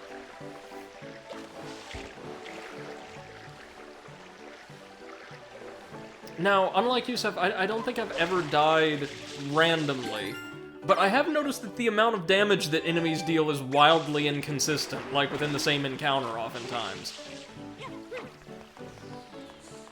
Oh, MC, where are you from again? For some reason I thought you were in States as well. No. I have practically no US viewers. I know Nuggets, not just from the US, but like fairly local. But it's probably like less than 2 to 1. I think it's so cool that so much of my audience comes from far afield. It's wonderful to be able to interact with and connect a community from all over the world in these simple little sessions. Love it. I have exactly the opposite experience. Like all of my, like 57% I think it was last time I checked, of my viewers were from US. Hey, Bunnyvids, yeah, you're stateside, right on. But it's still, like, amazing, like, I think it's because... Well, back when you were working at your last job, Seth, did you stream a bit later or a bit earlier? I think around the same time. It was always around 8 o'clock in the evening. But I'm assuming that's afternoon time for the US. So yeah, that's like you're most correct. of my most of my viewers were like younger audience, like Yes. children. So it could be that it was like after school or something. So that it was like very easy for me to be discoverable at that time. Or during a study hall or something like that, right? Yeah, exactly. Most schools over here, like primary and secondary schools, don't let out until usually around 3 in the afternoon. Oh, okay. Cliff says I'm from the moon, and MC says I'm from somewhere in Europe. Interesting. And Bunny says I have a story to tell about this level. You need to hear it because I'm going through PTSD right now. I spent 2 hours getting all the red coins in this level and died on my way to get to the shine. I cried. I was terrified that I would lose the shine in the god-awful pachinko stage. Well, I shouldn't say awful, like, mechanically it was kind of cool, but nerve-wracking, you know? See here, our red coins are spread all over the place. Be responsible, kids. Always store your money in one, like, easily accessible area. Don't be like Mario. Yeah. Also, don't kill people for money. Like, what the hell? Mario is a very bad role model.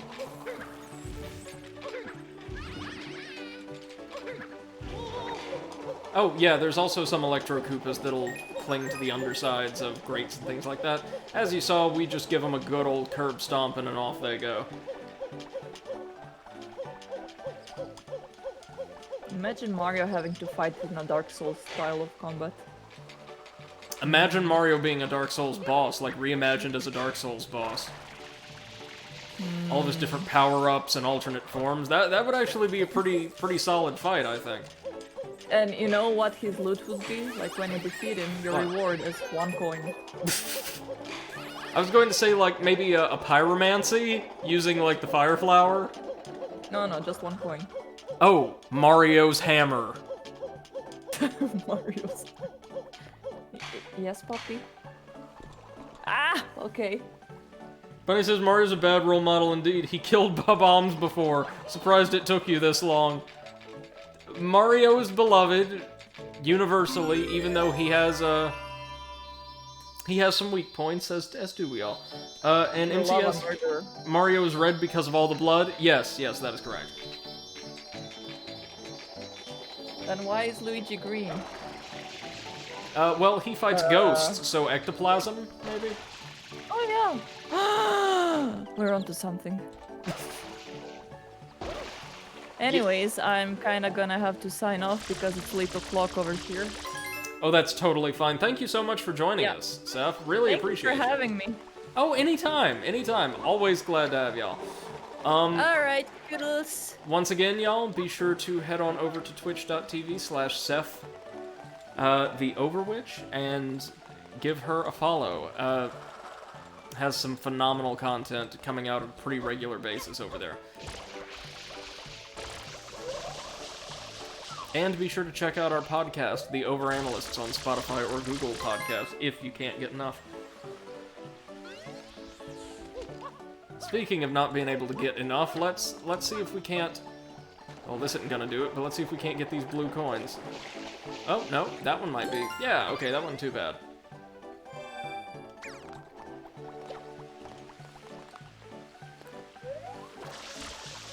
Let's spray him down there. This may or may not be the smartest way to do this. Oh, need some more water. That's the first time that's happened in ages.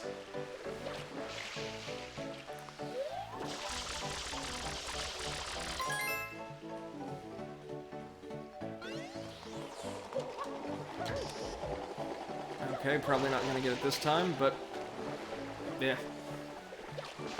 Let's see. Bunny says Luigi's green because he loves nature and decked himself out with the environment because he loves keeping it safe. He's better than his brother. Yes, that's generally true. And Eclipse says, I'm imagining Mario wielding Smolf's hammer like a twig. Nugget says, don't mention Smolf in my presence. And... we're having some fun with that. MC says, I'm a mod, I cannot be Smolfed. Oh, man.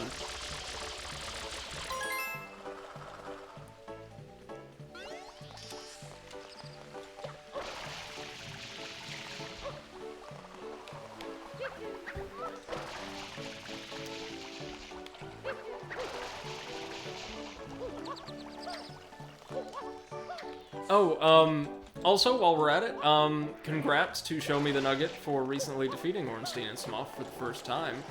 After a long, hard-fought battle, but it's a total blind playthrough.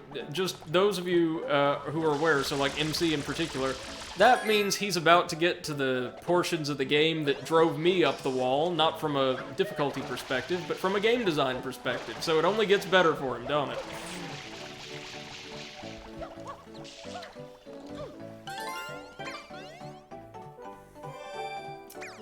Eclipse says, wait, we have the Overanalyst and Overwitch.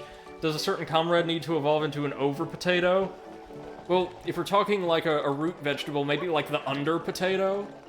the greater degree of potato, the potato that is more potato than potato somehow.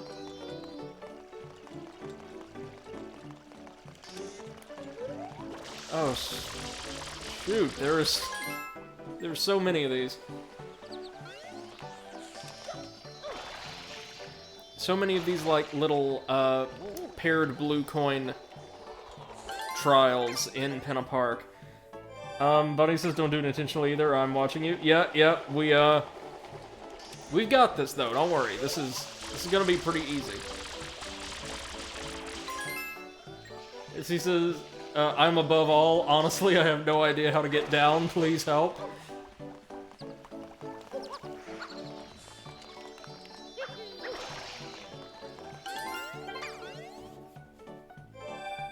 Eclipse says, use your 50 meters of Ethernet cable and abseil down to us.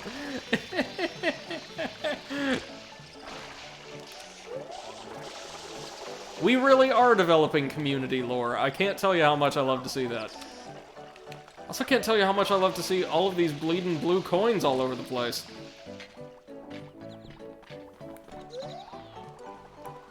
Seriously, there's one more on the underside of this walkway. The game's jam-packed with blue coins, so we're gonna be spending... No, not over here? Was it over... Oh. Oh, I see. Never mind. There's one mid-air, one on the platform over there. We'll grab them before we get the shine.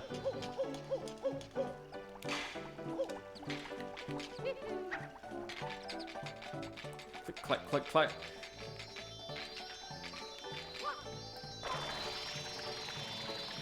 Okay. Really now? That's okay. That's okay, we survived. Might be better just to use the pirate ship.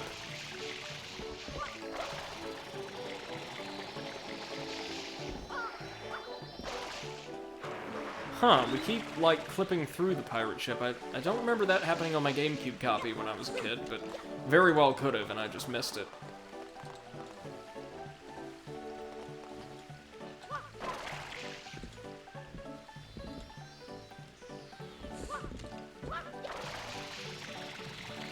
Oh, Christ. Just short. Damn it all. Ah, we'll get it. We need these coins, after all. He said, resignedly.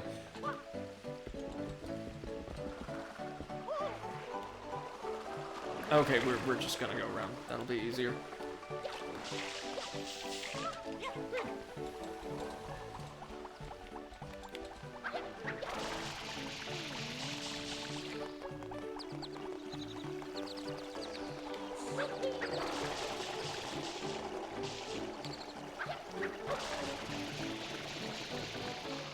Yeah, definitely gonna be easier to get this one from above.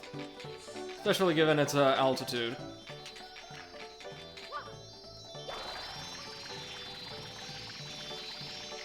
Hey, there we go.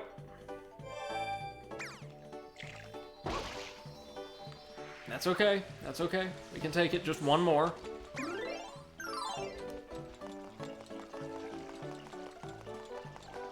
And then we will be tantalizingly close to getting 2 stars. Shines, whichever.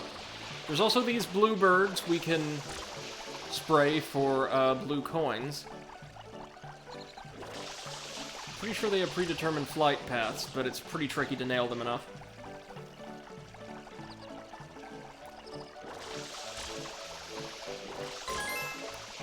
There we are. This will enable us to get 2 shines next time we stop by Delfino Plaza then.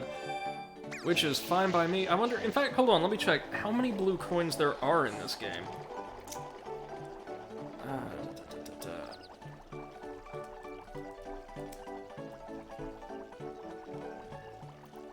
Like, are there 120? There's gotta be more than that. Oh. Oh, shoot, yeah, I am far off the mark. There are 240!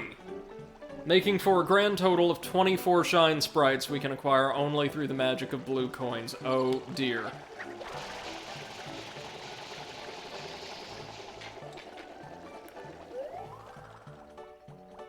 Okay, that seems like it's only attainable using the pirate ship. Well, no, maybe not. Maybe you need to come back later with a different nozzle. The rocket nozzle, yeah, that's exactly what I'm thinking. Well, we did what we could. Bunny says, if you think about it, Mario Sunshine is a metaphor for 2020. Everything was happy and fun until Corona Mountain came along.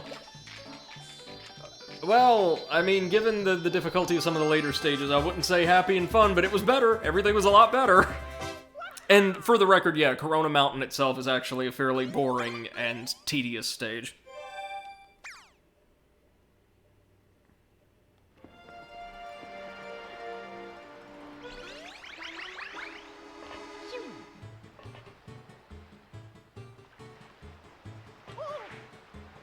Now let's see. Can we expand the world here? Can we use the world state? And Eclipse says that's a lot of coins. Oh, yes it is. And given that they're everywhere and there's so many different things you have to do to properly unlock them all, it's gonna be a right proper challenge getting hands on each of them.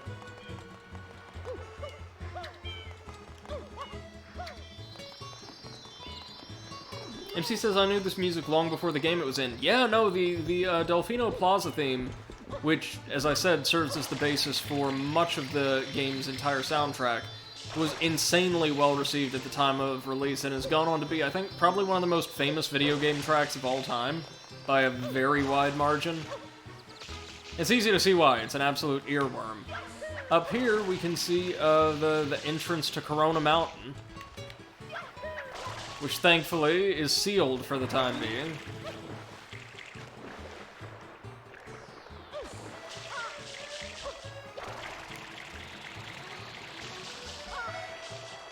Alright, nothing really to do up here. Yeah, and Bunnyvid says Delfino Plaza's a bop. It is.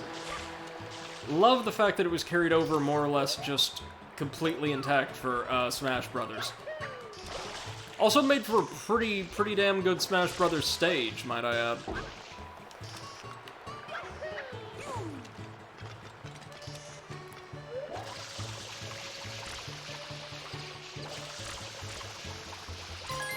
There we go.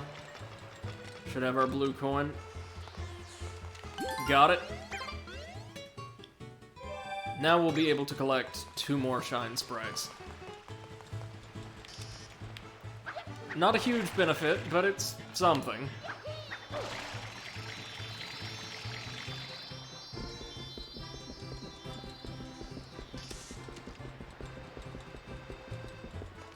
I think to continue advancing the world state and the game's story, we need to track down Baby Bowser or Bowser Jr. in each of the game's major worlds. So maybe once finding him in Pinna Park, we can carry on, maybe? MC says, see, before podcasts became a thing, the French community was making fan-made audio stories. Oh, like radio dramas. Nice. Many would reuse music from games or other sources. I see. That's really cool. Bunny says, I actually main Bowser Jr. in Smash. It's because I love him in this game so much. I see. I've not played with him that much. There's a lot of characters I need to dive back in and learn in greater detail, I think. And no, I never win matches ever, but I have fun, which is all that matters, of course, when again, we're playing games, like, having fun is the most important thing. Always will be.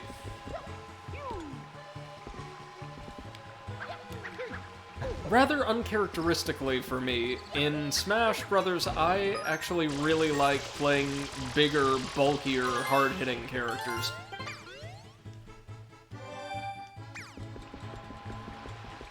Okay, well, let's talk to people really quickly and see if we've got to advance the story that way.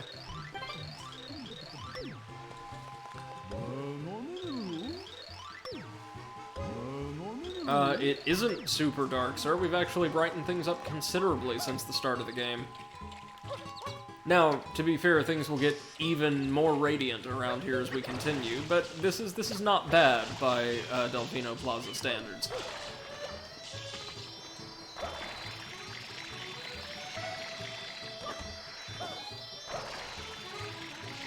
Seems we've no recourse but to go back to Penna Park. Huh. Bunny says, Bowser Jr.'s very low tier. Really? Maybe his meta just isn't that developed. But I'm committed to him. I've invested so much time to the little guy, and people have actually said it's getting good. Right on. I relied almost exclusively on Bowser's dropkick smash to get me through the entire campaign mode's back half. When you get into, like, the ridiculous event matches and just need to get him out there quick as possible. And get the special sunglasses?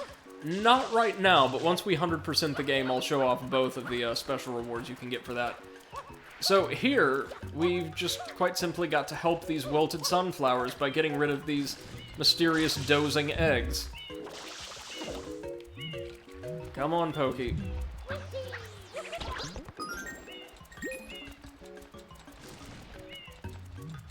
See, the sunflowers are wilted, but we can't just water them and restore them to color, as these things are actually leeching all of their energy. So, what we've got to do is rouse them. They're like these, not even Koopas, but like Yoshi-shelled, yikes. These Yoshi-shelled sea turtle things. What we need to do is get them primed to perform like a shell stomp, get them stuck in the sand, and then curb stomp them. To not only defeat them and restore a sunflower, but also plant a lovely little patch of flowers around the area where we brought them down. And Bunnyvid says this level was a breath of easy fresh air after my PTSD-filled red coin level. Yeah, the next two, well, mainly the remainder of the missions in Penna Park, I think, are pretty simple, more or less. And MC says weird cows. Oh, it's Mario, man. Everything's weird here. Come on. Give me what you got. There we go. And this is it. You just do this a few times. And 5 times, I think. And you restore all of the sunflowers. Easy, easy, easy shine.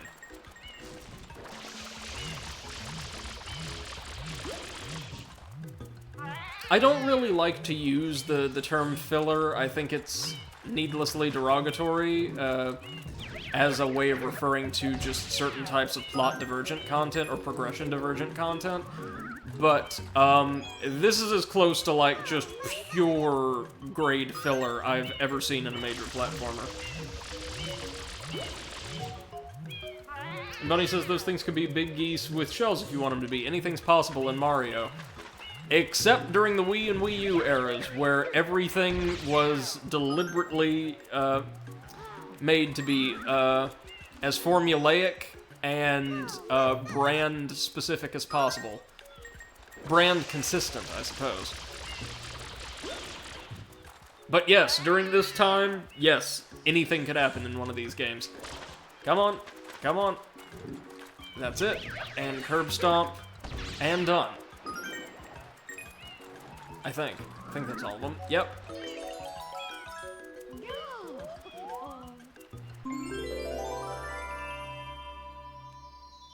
Now the large sunflower just deposits our shine right there. Nice and easy.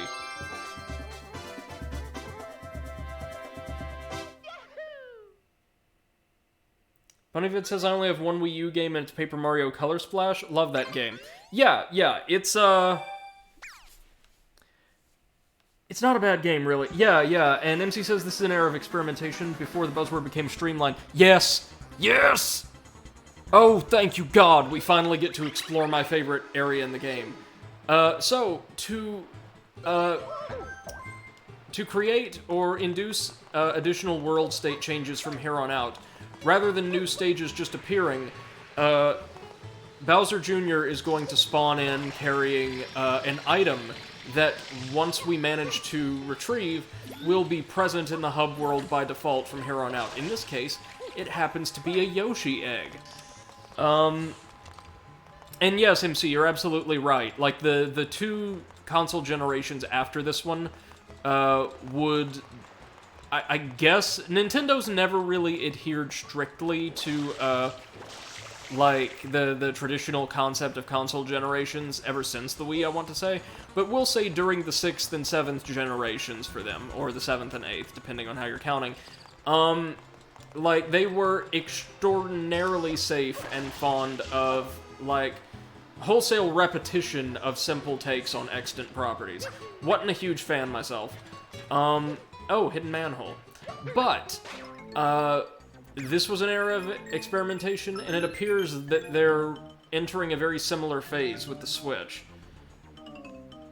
Bunny says, it's my only reason to keep the console aside from playing the one Wii game I have, which is Super Paper Mario. Right on. I can also wholeheartedly recommend Mario Galaxy 2, which is not a part of the All-Stars pack for whatever reason, but is fantastic. Better than Galaxy 1, I would argue. Right, so let's go track Bowser Jr. down and get our hands on the Yoshi egg. It actually unlocks a very important mechanic. 3 guesses as to what it is, first 2 don't count.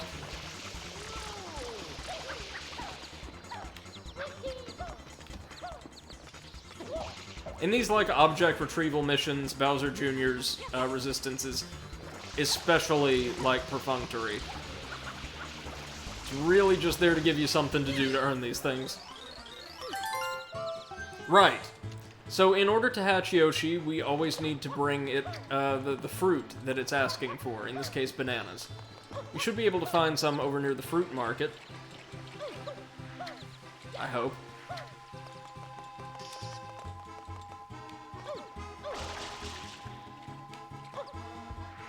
Hold up. There we go.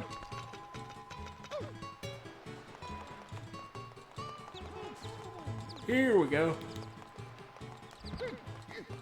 So just grab some bananas.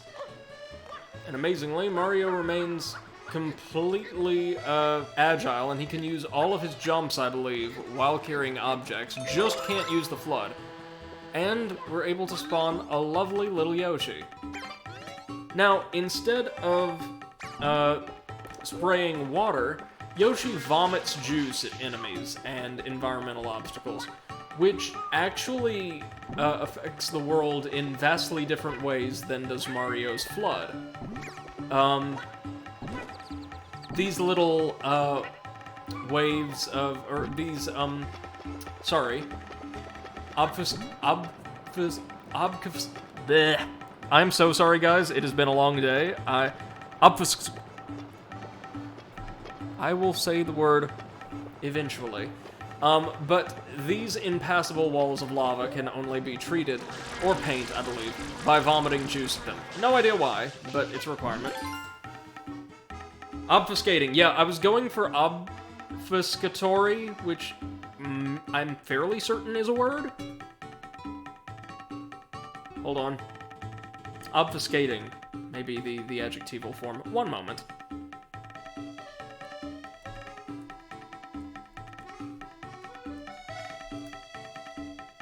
Is that...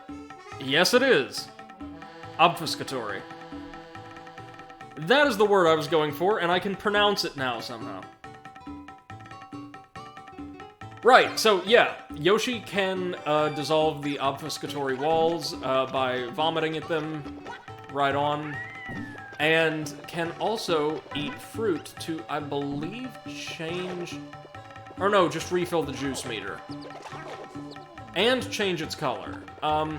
I don't think the specific color of Yoshi you're riding is super important most of the time, but it's just something cute to be aware of. Like, you've got all the Yoshis of the rainbow, almost exclusively warmer colors in this area, it would seem, at your command. Very, very cute. And also, Yoshi's just the best. Keep Yoshi away from water, though. I'm pretty sure Yoshi dissolves into paint if he comes into contact with it. I think. Could be wrong. Anyhow, having Yoshi at our disposal will allow us to directly access the 5th stage in the game, since we kind of visited Noki Bay out of order, which also happens to be my favorite stage in the game, right down there into that swirling portal of paint. We'll come right back to that, but real quick I want to go puke some juice onto that lava wall. Bunnyvid says, I said this earlier in chat, but I actually can't play Galaxy or its sequel. Oh, physically. When I try and play Galaxy, I get a huge feeling of nausea and the biggest headache you imagine. Oh, man, I'm sorry. Yeah, definitely. Do not put your health at risk. Oh, Yoshi, damn it. Well, we will bring down that wall next time, because I do not feel like going back to get another Yoshi. The one we killed is the one we've got for now. Let's head on to my favorite stage in the game, and also what I distinctly remember as being the hardest mission I completed when I was a kid. Love this one, love it so much. And Nugget says, I can't watch Enter the Spider-Verse, Ruby, or Dragon Prince for a similar reason. Just makes me sick. The animation, I suppose. Oh, Nugget says, I wonder if you'd be able to play Galaxy via an emulator with special filters or enhancements applied. That is a brilliant suggestion. Oh, man, here we go. Here we go. The Manta Storm, Serena Beach. Serena Beach, aesthetically and thematically, is my favorite stage in the game, and one of my favorite stages from 3D Mario canon as a whole. This is the obligatory haunted stage. It's also a casino stage. It's a giant, like, sprawling and, like, really high-end haunted casino. This combines many of my favorite, like, environmental tropes from gaming all in one place. And it's set on a beach at twilight. Seriously, check this place.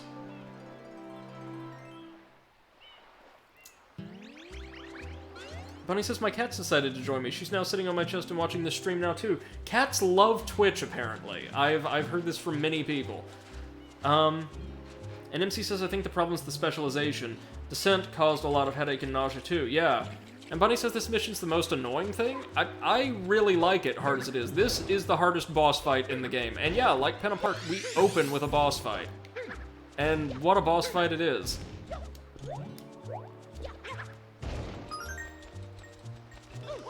Now notice there's not exactly a whole lot here. And, well, there isn't at Serena Beach. It's, at present, a very, very small stage. The gentle lapping of the sea accompanies spectacular sunsets and romantic dinners beneath starry skies. The 4-starred Hotel Delfino has it all. The sun set, but love isn't over. So, Hotel Delfino. Where is it? Well, if you've observed the way that the paint operates elsewhere in the game so far, you might have this worked out. Notice there's these little reservoirs of water, these little, like, decorative or wading pools all over the place.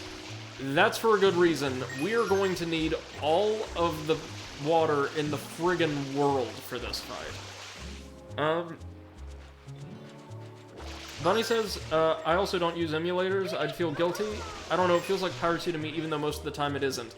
If you, like, own a legitimate copy, regardless of, I think, like, the way that publishers may frame it, I don't know. I'm not super informed on the issue of emulators, but there are people here who are more informed who probably could give you a better read. Nugget says it's completely safe legally as long as you own a physical copy already. That's what I thought. And MC says the emulator is most often than not taken from people who made them for free. Yeah, that bit is also very true. I'm not a huge, like, PC guy, so I can't speak to a lot of this with any measure of authority.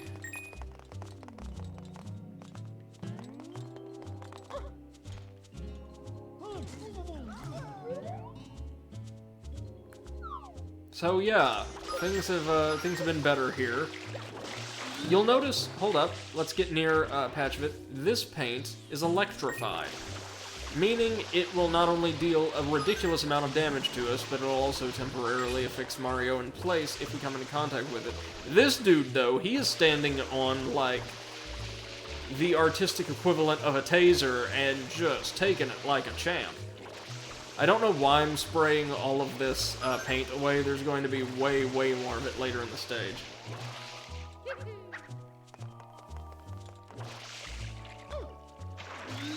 Drink. There we go.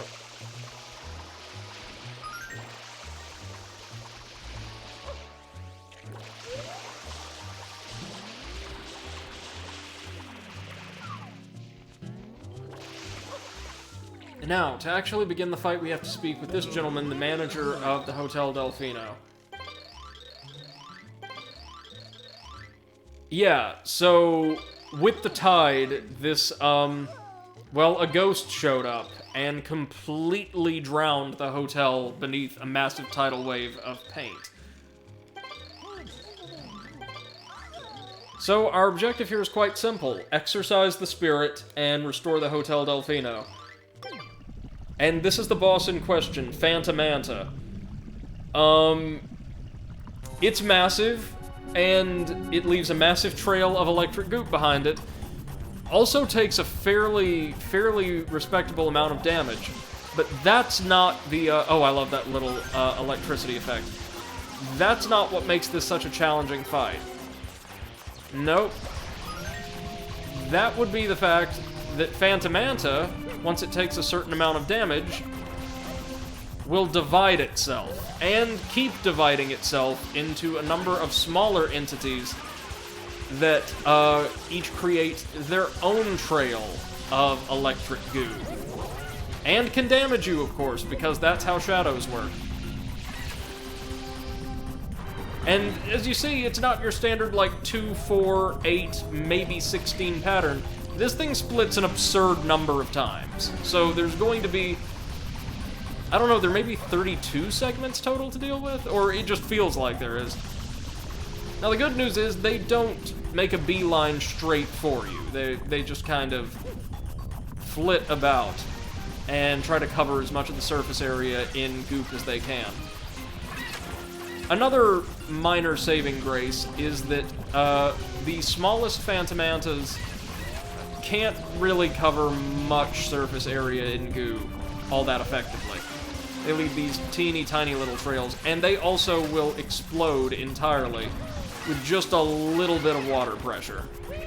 You'll notice it took a ton to break up the Manta's original form. Practically effortless to dissolve these guys. Now notice our water causes them harm, but all the water they're swimming through is just fine, doesn't affect them at all. And as long as they're in water, they don't really affect you at all. Or they can't affect you or the terrain at all, I should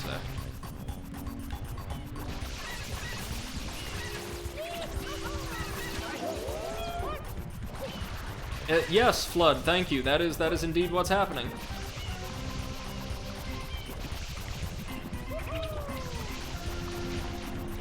If you just want to clear up some goo in a very heavily polluted area quickly and don't care how much of it you get rid of, Spin Jump is your friend. It may not be the smartest idea to, like, just break them all up as quick as we can, but it also limits the amount of ground they can cover.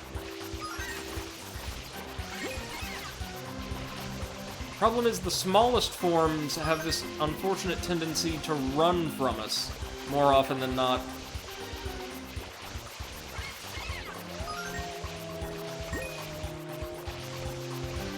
Like, they know they're screwed at this point. This was actually very, very hard for me my first time playing the game.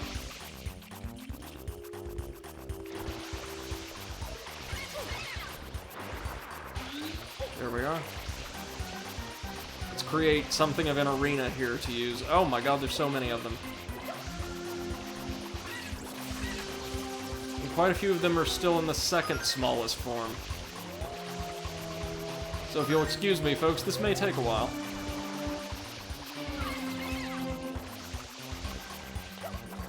And again, the good news continues. As long as we've got them down to the smallest form, making contact with them with one of Flood's streams at all, no matter how brief the exposure, I'm fairly certain is guaranteed to dissolve them.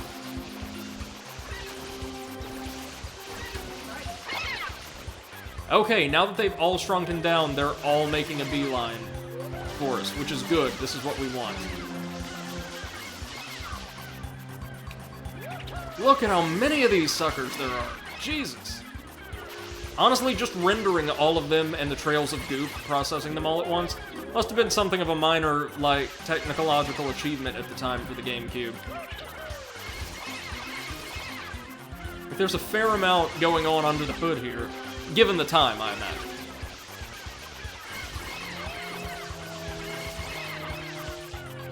Well, there's certainly more than 32 of them. Oh my god, are there 128 of them total or something like that?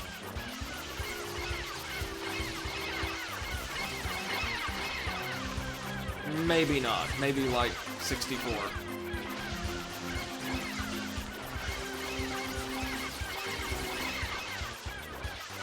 Well, when they actually try to attack us, they're way less dangerous as it happens. We could just hang out by the shoreline and spray them all down.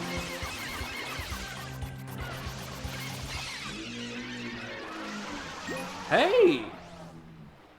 Wow, guys, first try. I honestly wasn't expecting that, given how hard it was as a kid. Well, I guess you can play Dark Souls, you can play anything.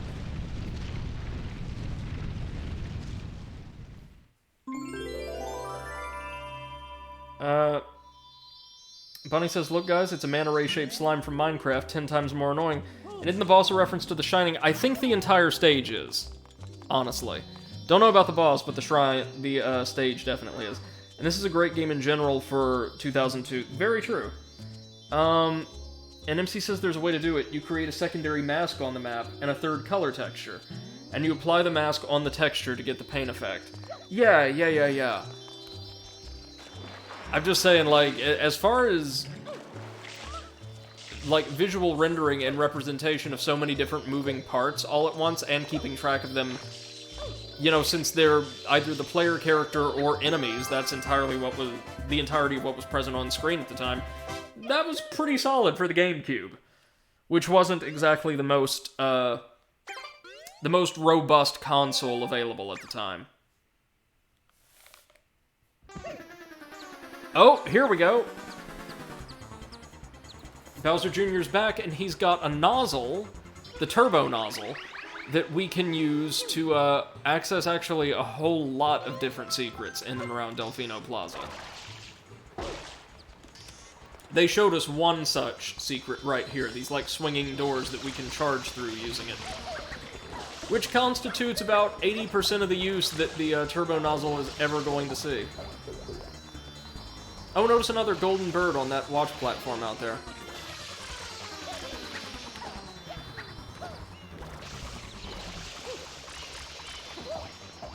Okay, that's the second time he's just kind of shoulder-checked us and run off.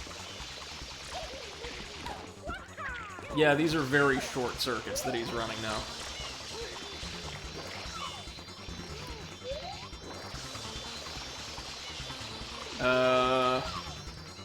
Okay.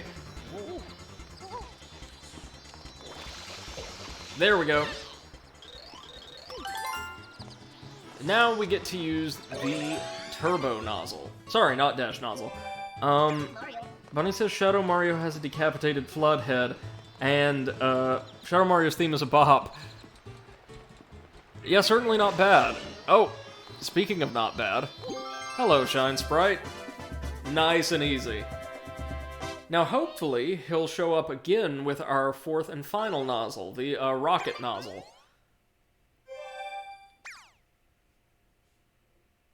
Well, yeah, there we go. Now, with all of these tools, we'll not only be able to access the seventh and final main stage in the game on top of the Shine Gate, that little pipe that the splash screen panned to, but we'll be able to access, I believe, every single optional stage, like optional stage for optional Shine, present in Delfino Plaza. We'll be able to do everything.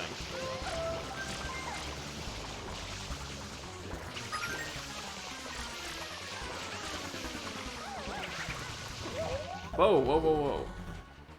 You hear the sound effect? It seemed like his programming was intended to have him painting, like, graffiti traps on the ground here.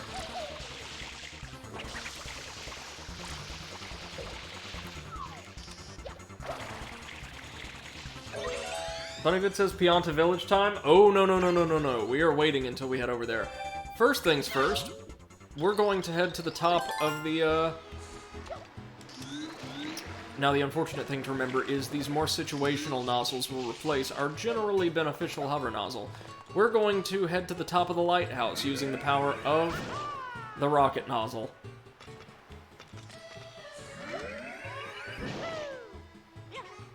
And here, we'll need to launch ourselves up and then curb stomp to unleash an optional shine. Gotta love that. Now,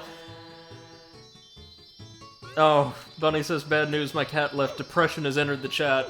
Oh no. I actually don't have any pets, nor have I ever, for that matter. Now with these, we'll be able to grab 3 very, very, very simple shines that will permanently change, I think at least, permanently change the appearance of Delfino Plaza. Dig it. So, we're going to want, I believe, the rocket nozzle for all 3 of these. Huh. Okay, first things first. You see that bell? That bell is covered in gunk. We need to get up to that bell and wash the gunk off of that bell so we can get a shine sprite from that bell. Easy peasy. This is easy profit, kids. Huh. Now we just need to work our way back down. Okay, okay. Just hose her down there. Takes a minute, but again, not difficult in the least. There we are. Now we just need to find the underground passage connecting us to the base of the tower, and we'll be able to acquire the shine sprite from the chamber. Might be this one.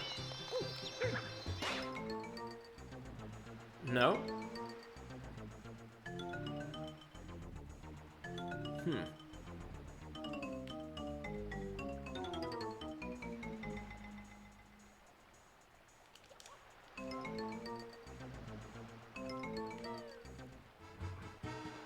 That's alright, we'll get it. Just a minute. Huh.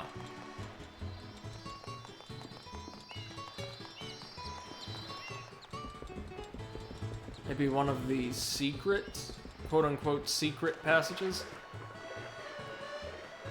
As he says, I have an original name for my cat. Mr. Poils. Or Mr. Hares. I see. That's cute. And Bunny says, my cat is named Sadie. I have 3, and that was one of them. Oh, very nice. Even though I'm not a pet owner, I do love cats. Not much of a dog person, but, although I like dogs perfectly well, they're just maybe a bit unruly for me.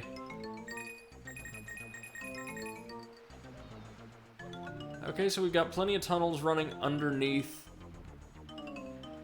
the aisle here, but we're really looking for a tunnel that will eventually bring me beneath the mainland. This might be it. No, no, no! Ugh. Okay. Oh, hold on, hello. What about you? This looks promising. Yeah! Come on now. Come on now, that's it! Harder to get to the shine than actually unlock it. Well, that was so nice and easy, I think we ought to do it again. Bunnyvid says I'm more of a dog person, but I'll protect my cats at all costs. If I was going to get a pet, it would be either some type of sea creature or a cat, I think. Then again, once quarantine is over, I will probably be keeping a very erratic schedule, so... And yeah, the Shine Get theme's pretty solid, too. Now, there should be a second bell somewhere around here that we can tidy up just like the first one.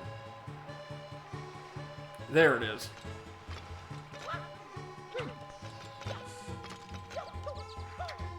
Second bell, second shine, same idea.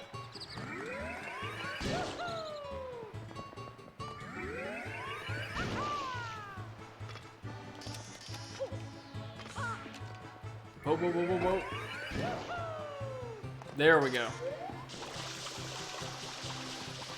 Whoops. We've got to spray it from a specific angle. I think you've got to spray the exterior of the belt. Or no? No, that's doing the job. We can see that little, like, sunburst visual effect that lets us know that whatever we're spraying is being affected by it. As he says, I'm a person. I have somewhat of an acceptance for another animal, kin or otherwise. And BunnyVit says, I love the soundtrack in general so much. I heard people trashing on it the other day and honestly couldn't believe it. No, yeah, it's a rock-solid soundtrack. If you want a really repetitive, really mediocre soundtrack, check out the Yoshi's New Island soundtrack. It's terrible.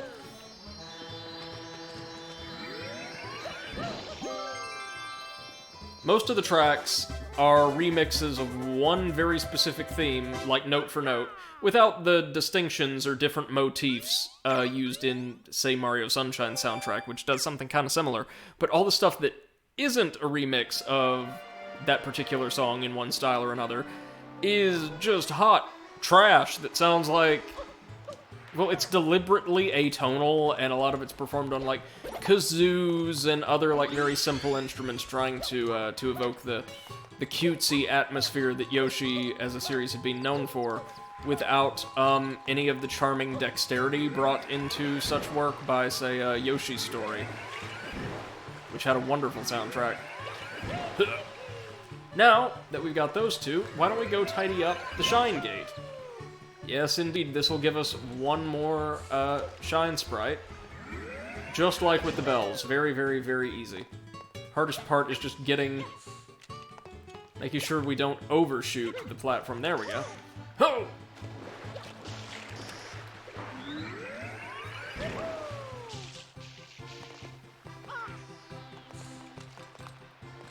Let's... there we go.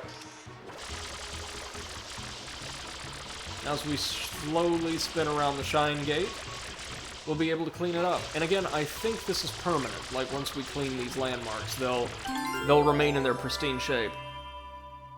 And yeah, Bunny, no reason not to get all three of them, like, boom, boom, boom, all in a row. After this, we've got a couple shines that are going to take more work, because some of them lead to more special stages, that we'll need Yoshi and the turbo nozzle for. I think that's it as far as stuff that the rocket nozzle alone can get for us, but I mean, hey, that's like 3 shines and a stage. Not complaining about that at all. Yeah, look at that. World state change is permanent. Nice.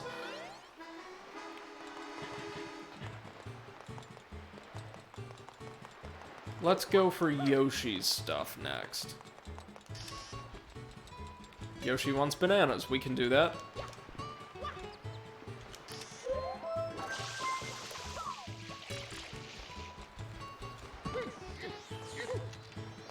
Pretty sure this Yoshi always wants bananas.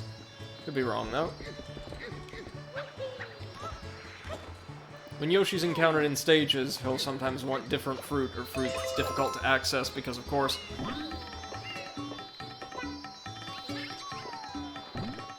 Alright, now where all have we seen that paint? I saw some of it up here. Oh yeah, that window over there.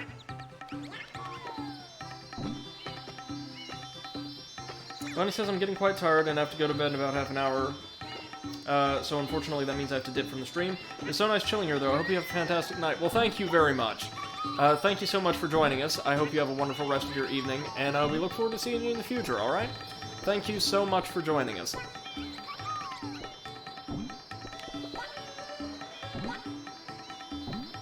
Okay. Hup. No, Yoshi. Okay, so Yoshi... I've forgotten entirely how Yoshi handles in this game, and the answer is... Unless you are just staying flat-footed on the ground and vomiting juice, not super well, honestly. Mario... with Flood or without, honestly feels way more versatile than does Yoshi. And way more mobile. But that doesn't mean Yoshi doesn't have purpose. Of course he does. Usually it's doing things with juice that Mario can't with his high-powered hose for some reason. I do appreciate that they incorporated Yoshi into this game, though, in like, oh, now you want pineapple. We'll never friggin' mind.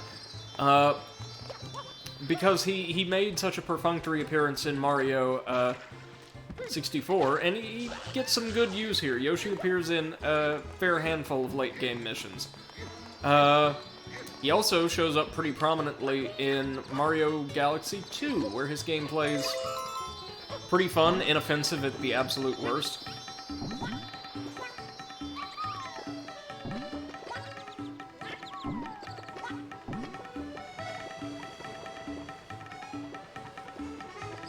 Okay.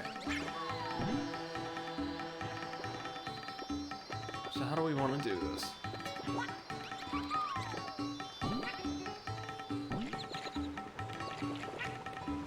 Maybe like, yeah, head over here and then bounce. Uh-huh. Now let's just hope old Yoshi can get up onto the roof. Should be able to. Yeah. Oh, yeah, his flutter jump gives you way less fine control than even Flood's hover nozzle, which isn't super great in that regard.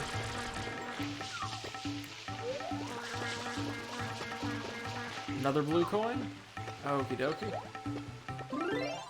Is there a way to dismount Yoshi now, or must we kill him?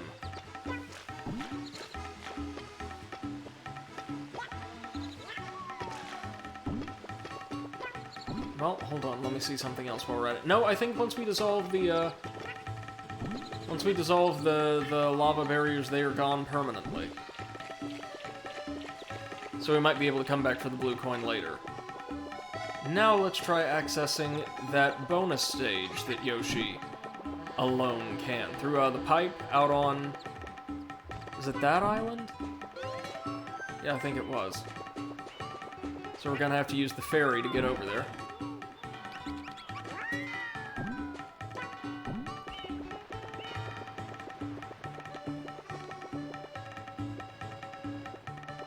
This could take a while.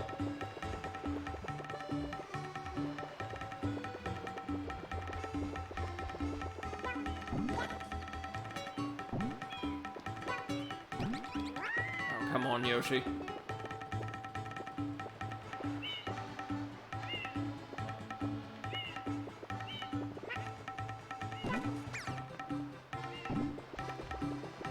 I would say here it comes, but nope, no dice.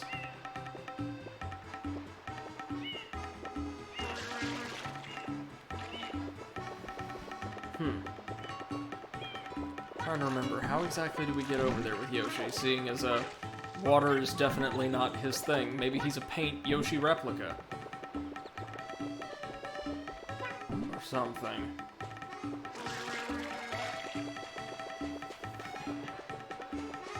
Oh, wait, that's right. We can use the hidden manhole, because Yoshi can curb stomp, of course. Wait, no, that didn't it. Ah. The answer might be something similar.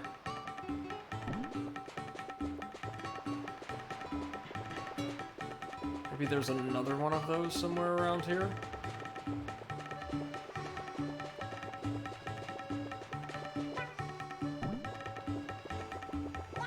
I feel like that's on the right track.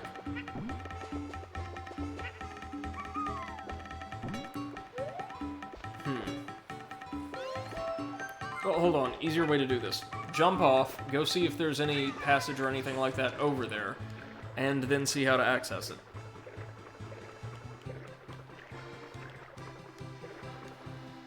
Right? And that would be the big question. Is there any, like, shortcut around here? There's that bird just sitting, perching on the water. Ah, no, it doesn't look like there is.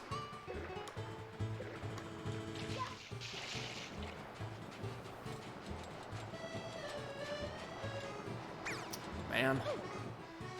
Okay, well that's fine. We'll go grab the turbo nozzle then and use it to knock down some doors. Slowly, but surely.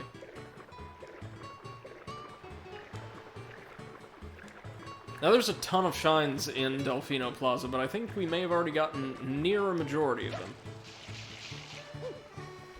One cool thing the turbo nozzle allows us to do, is I'm going to attempt to show off, is run on water with our dash.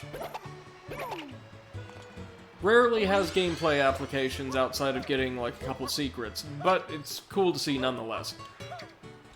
So have a look-see. Ow. We're going to be angling for the set of double doors carved into, or set into that pillar right there. Let's see, can we do it? Yes. Blue coin. Right on.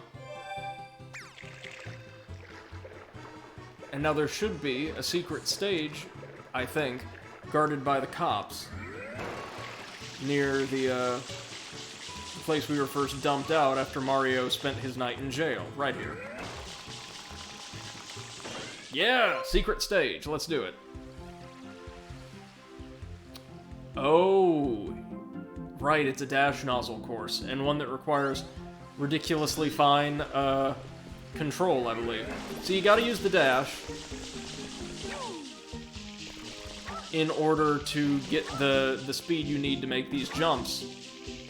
But you've also gotta have some pretty damn good aim and timing in order to not totally overshoot it. Or just forget to jump like I did, damn it. That's okay though, that's okay. This is a... Nuggets reminds me of something. Yeah, no, like the Super Dash in Spyro, but this actually, to be honest, if you've not played it personally, the turbo nozzle has much more fine control. It also feels a fair bit slower. Like, I feel totally in control of this. It's just the timing on some of these button presses is pretty tight. Yeah, that's gonna undershoot it. That's okay, though. That's okay, we're getting it. You just have to, jump at the absolute edge of all of those platforms if you want to make it. That's it. It's not like different placement or timing with every platform. It's the same exact thing for each of them. They just don't mark it for these last two. You'll notice there were little red lines indicating, generally, where I should jump. There we go. MC says Mario is stealing from Sonic. I mean, turnabout's fair play, right? This was just before the time that Mario and friends would get the opportunity to just beat Sonic to death for half of a decade. Okay, let's see what else we can smash our head straight through using the turbo nozzle, because I'm pretty sure there are others. Any of these doors? No. But I could have sworn there were more swinging doors somewhere.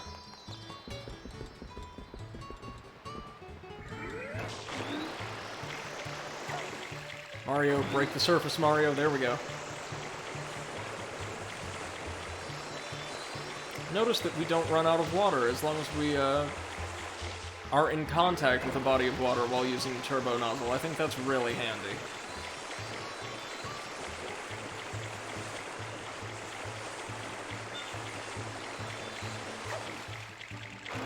Here's the lone bananas.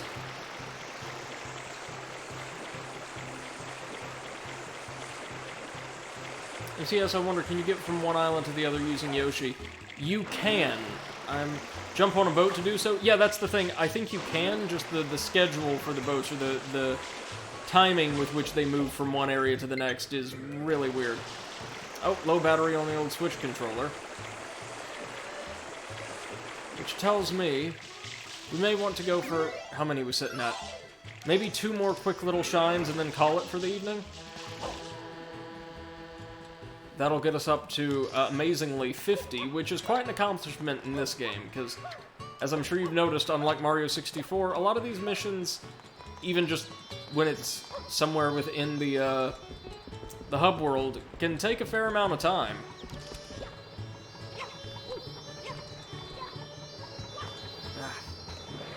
Not the best nozzle for this. Well, I take that back.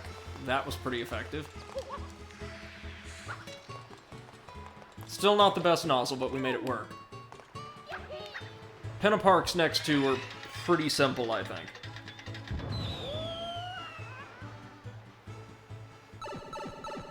And I could be wrong, but I'm pretty sure each stage does have a 100 coin star or shine, so expect to have some fun in later streams. Okay, runaway Ferris wheel. This is really, really simple. All we have to do is perform some simple platforming up behind the Ferris wheel to climb up to a scaffolding near the top, where we can, like, just slam on one of the grates to defeat an Electro Koopa that's dozing on, well, it's implied to be, like, sort of a power station or mechanism that's providing energy to the Ferris wheel. It's like overcharging it, see? Or rather, its own natural electrical current is overloading that being fed to the Ferris wheel due to its proximity. Unfortunately, we don't get to deal with it like that. That is probably one of the most gruesome enemy deaths I've seen in a Mario game. Just have them electrocute themselves. Man, Mario wanted his vacation. He is not playing around.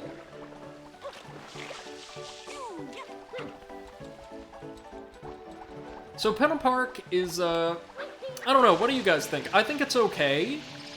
But for an amusement park stage and all the things you would expect from that, it feels underwhelming for this game. By the standards of platformer levels in general, it's perfectly fine, but it's probably my least favorite main stage in the game. Does that kind of track with what you guys have seen so far? Does it feel like we're kind of on the same wavelength there? The graffiti I need to wash it for a blue coin, please. There we go. No danger of running out of water here. Right, so we need to platform our way up along these really interesting little doohickeys. I believe if we punch these grates... No? I thought if you punch them, they would turn it... No, if we spray them, they temporarily become platforms. Yeah, and MC says it feels serviceable.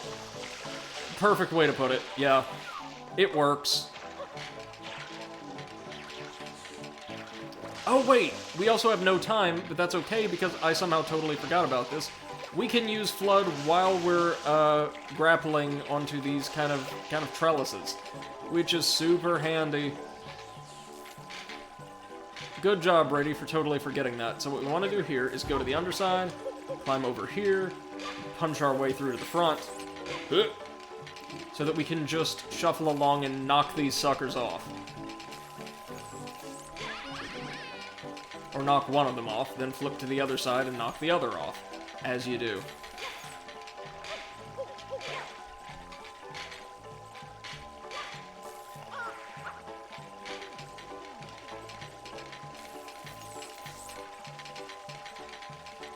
AC says they didn't want to make it too heavy either. Yeah. This feels like, honestly, between like the super simple basics-oriented stages of, say, Bianco Hills and Rico Harbor, and the significantly higher challenge of stages like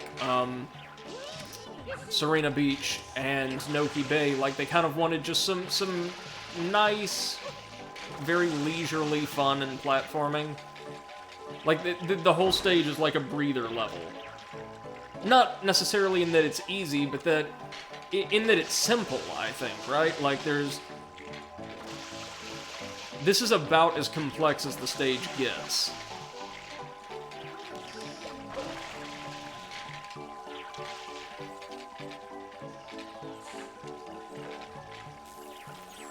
Okay, let's see how we want to do this.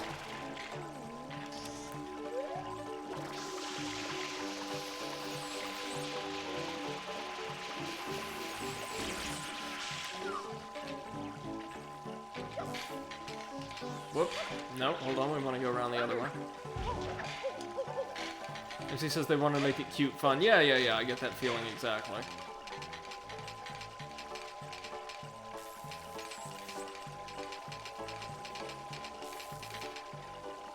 Now, getting to these in time might be a real mother, but hold on. Maybe we can hit the... Yeah, there we go. Haha.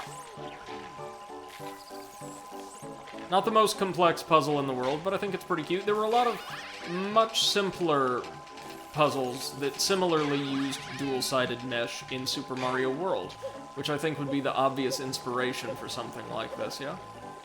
Okay.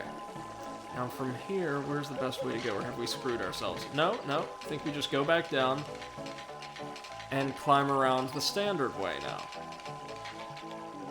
Oh god, the camera is still not my friend, though. Holy crap.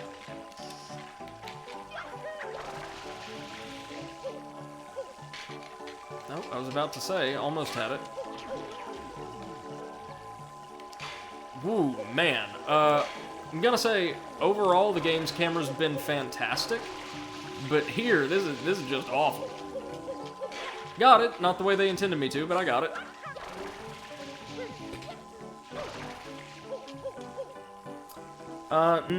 Nugget asks, didn't Sonic Adventure 2 blatantly copy this with the Knuckles and Rouge mechanics, or am I misremembering? The kind of style and feel of climbing, like, walls and all that in those games was similar.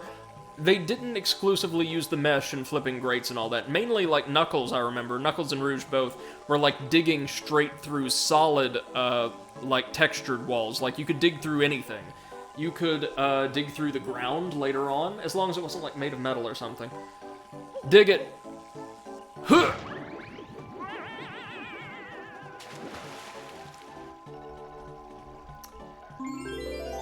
Yeah, and MC says not possible, SA2 released in 01. That is also something to consider.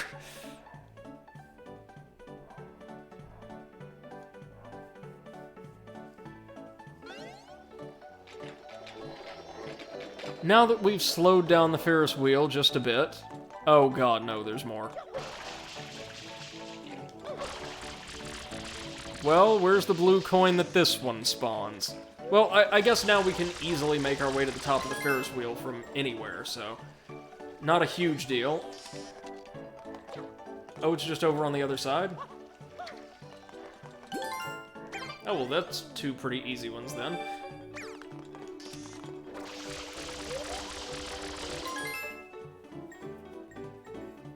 Two easy ones that also make it incredibly easy to throw ourselves off the platform if we get over-eager.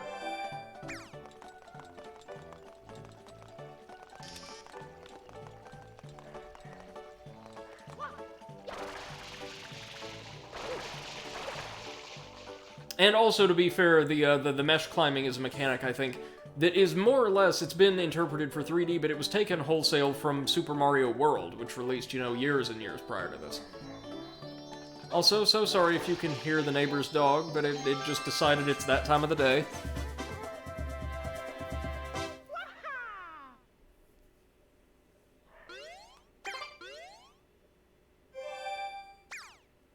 Alright, let's grab us one more shine. I think this one might send us back on the roller coaster? I know there's two roller coaster missions, the Mecha Bowser battle, and I want to say it's gonna be this one. I could be wrong, though. I am frequently wrong. I don't think it's Shadow Mario yet. No. Oh. Oh. Oh, no. Right, time for another secret stage, and if it's the one I'm thinking of, holy Moses. We're entering the bit where the secret stages get increasingly intricate and therefore appreciable in their design, but also become, like, unreservedly brutal. So this here's the Yoshi go-round, but... oh no. They're missing a Yoshi, I think. We need to bring them a Yoshi, that's the whole of it. Right. So we just need to hatch a Yoshi egg. Using the snot pair, I bet.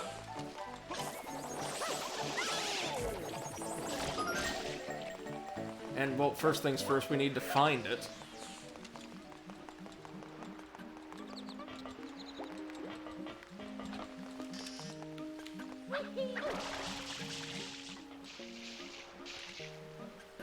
Yoshi egg, Yoshi egg, Yoshi egg. Oh, it might be up there.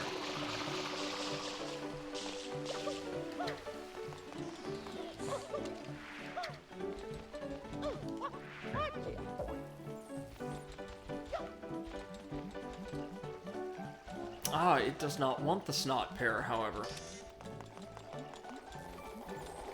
Well, we'll find it what it desires, then. Oh yeah, there are, like, odd pieces of fruit just laying about all around Pinna Park. Guess we know what for now.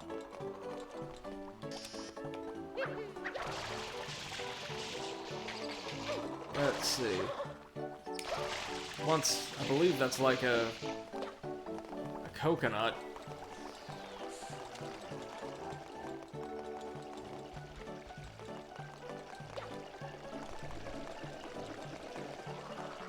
Ah, this is a problem I always find myself in games that use, like, the same hub for multiple missions like this.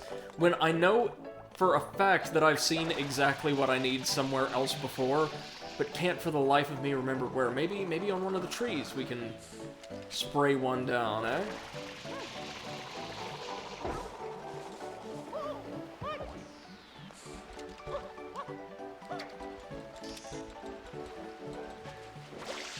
Anything? No. Okay. Let's think this through. Where else on these attractions or around this complex would we have found one? Or maybe it's out on the beach? No, hold up. There it is. There it is. We can't grab that one, right? Yeah, I think the only fruit in the game we can't physically handle are the durians, and we have to kick them about. Which makes getting 3 of them to the Pianta who wants them in exchange for a blue coin back in the hub exceedingly stressful.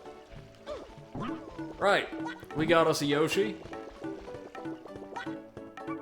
Time to bounce on over to the Yoshi Go Round. Also, I love that each of these, each stage theme has a variation specifically for Yoshi. Yoshi deserves it.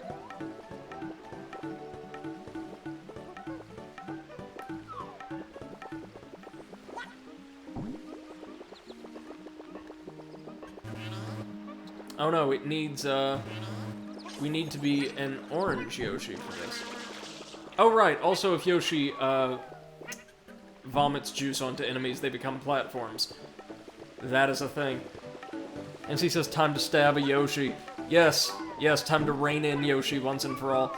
No, time to lick some snot off of the great Pianta tree's face.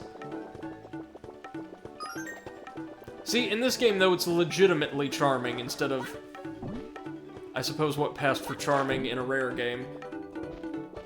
I heard a coin drop. Coin? Coin? Coin? Coin?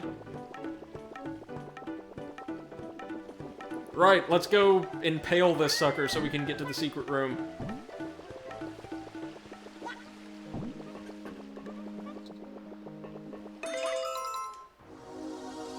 Not even a proper, like, passage entered here that just, tricked or flipped the switch to send us back to Yoshi's Island. Oh my. Huh? MC says this is a cult thing.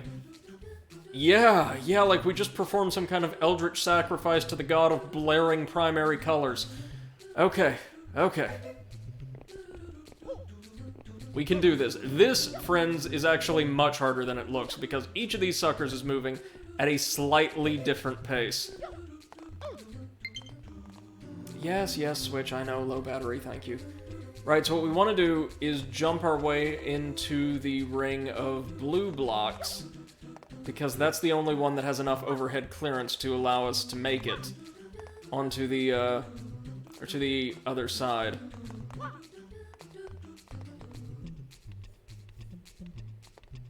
And he says, realm of a mad god.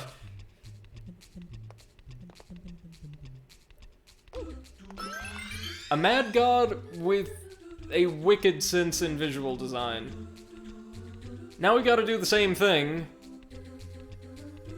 but slightly more difficult format.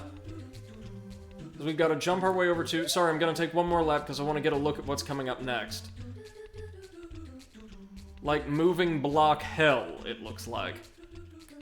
Alright. At least we've got the cheeriest music in the entire game, like, spurring us on.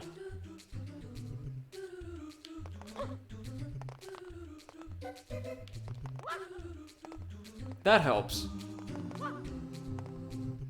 It's honestly some of the best music in the franchise as far as I'm concerned. Alright, so that's gonna take us over there, right? Sorry, let me get a drink. Ugh.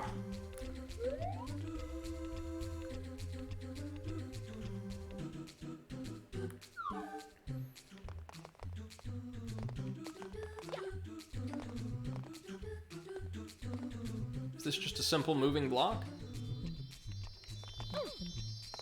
Oh, I guess so. We're going to have to make 2 jumps here, though.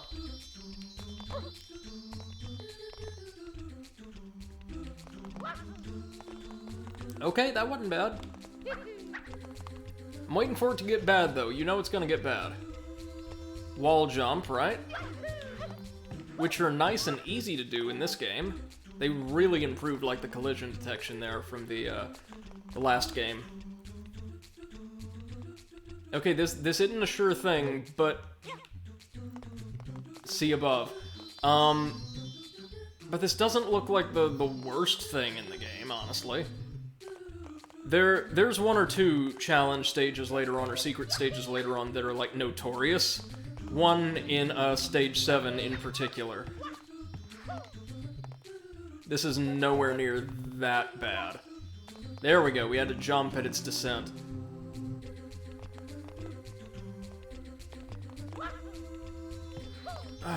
Okay, we're gonna have to dive. Gonna have to dive. That's okay, though.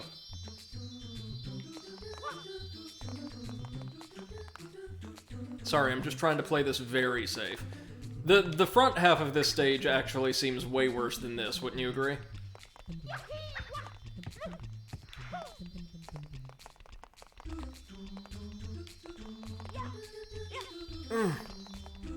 Okay, it's okay.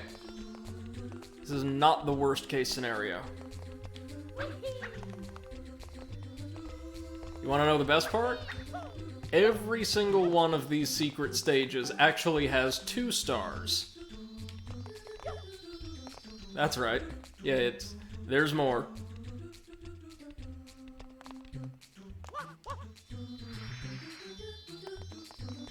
It'll be a while before we come back for the 2nd star in each of them. And MC says, reminds me of Dead Core, cubes everywhere. Yeah. And with that, 50 shines. And if it gives you an indication as to how much bonus material there is in this game, 50 shines out of 120, and we're already just over halfway through most of, like, the principal or necessary content. There are going to be entire streams dedicated to blue coin hunting, I promise you that. But with that at 4 hours in, guys, I think it's time to call it. We got 30 shines today, many of which came from blue coins, so something to be proud of. We will probably be back, if not tomorrow evening, then the next day. I'm not entirely sure how much stamina I'm going to have after Seth's Neo stream. Those typically run like 3 to 4 hours. Really good stuff, but a lot of it.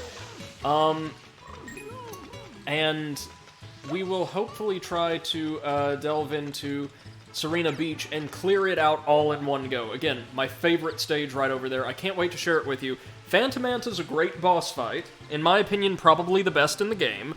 But it is not the highlight of the world. There's so much more to see and do there, and we've just scratched the surface. And then, like, we'll have to do Noki Bay and Pianta Village, which are fun, but they're not Serena Beach. So, until next time, thank you, MC, I appreciate it, man. Thank you so much for your time this evening, ladies and gents, and have a wonderful rest of your night. We'll see you again sometime soon. Bye-bye!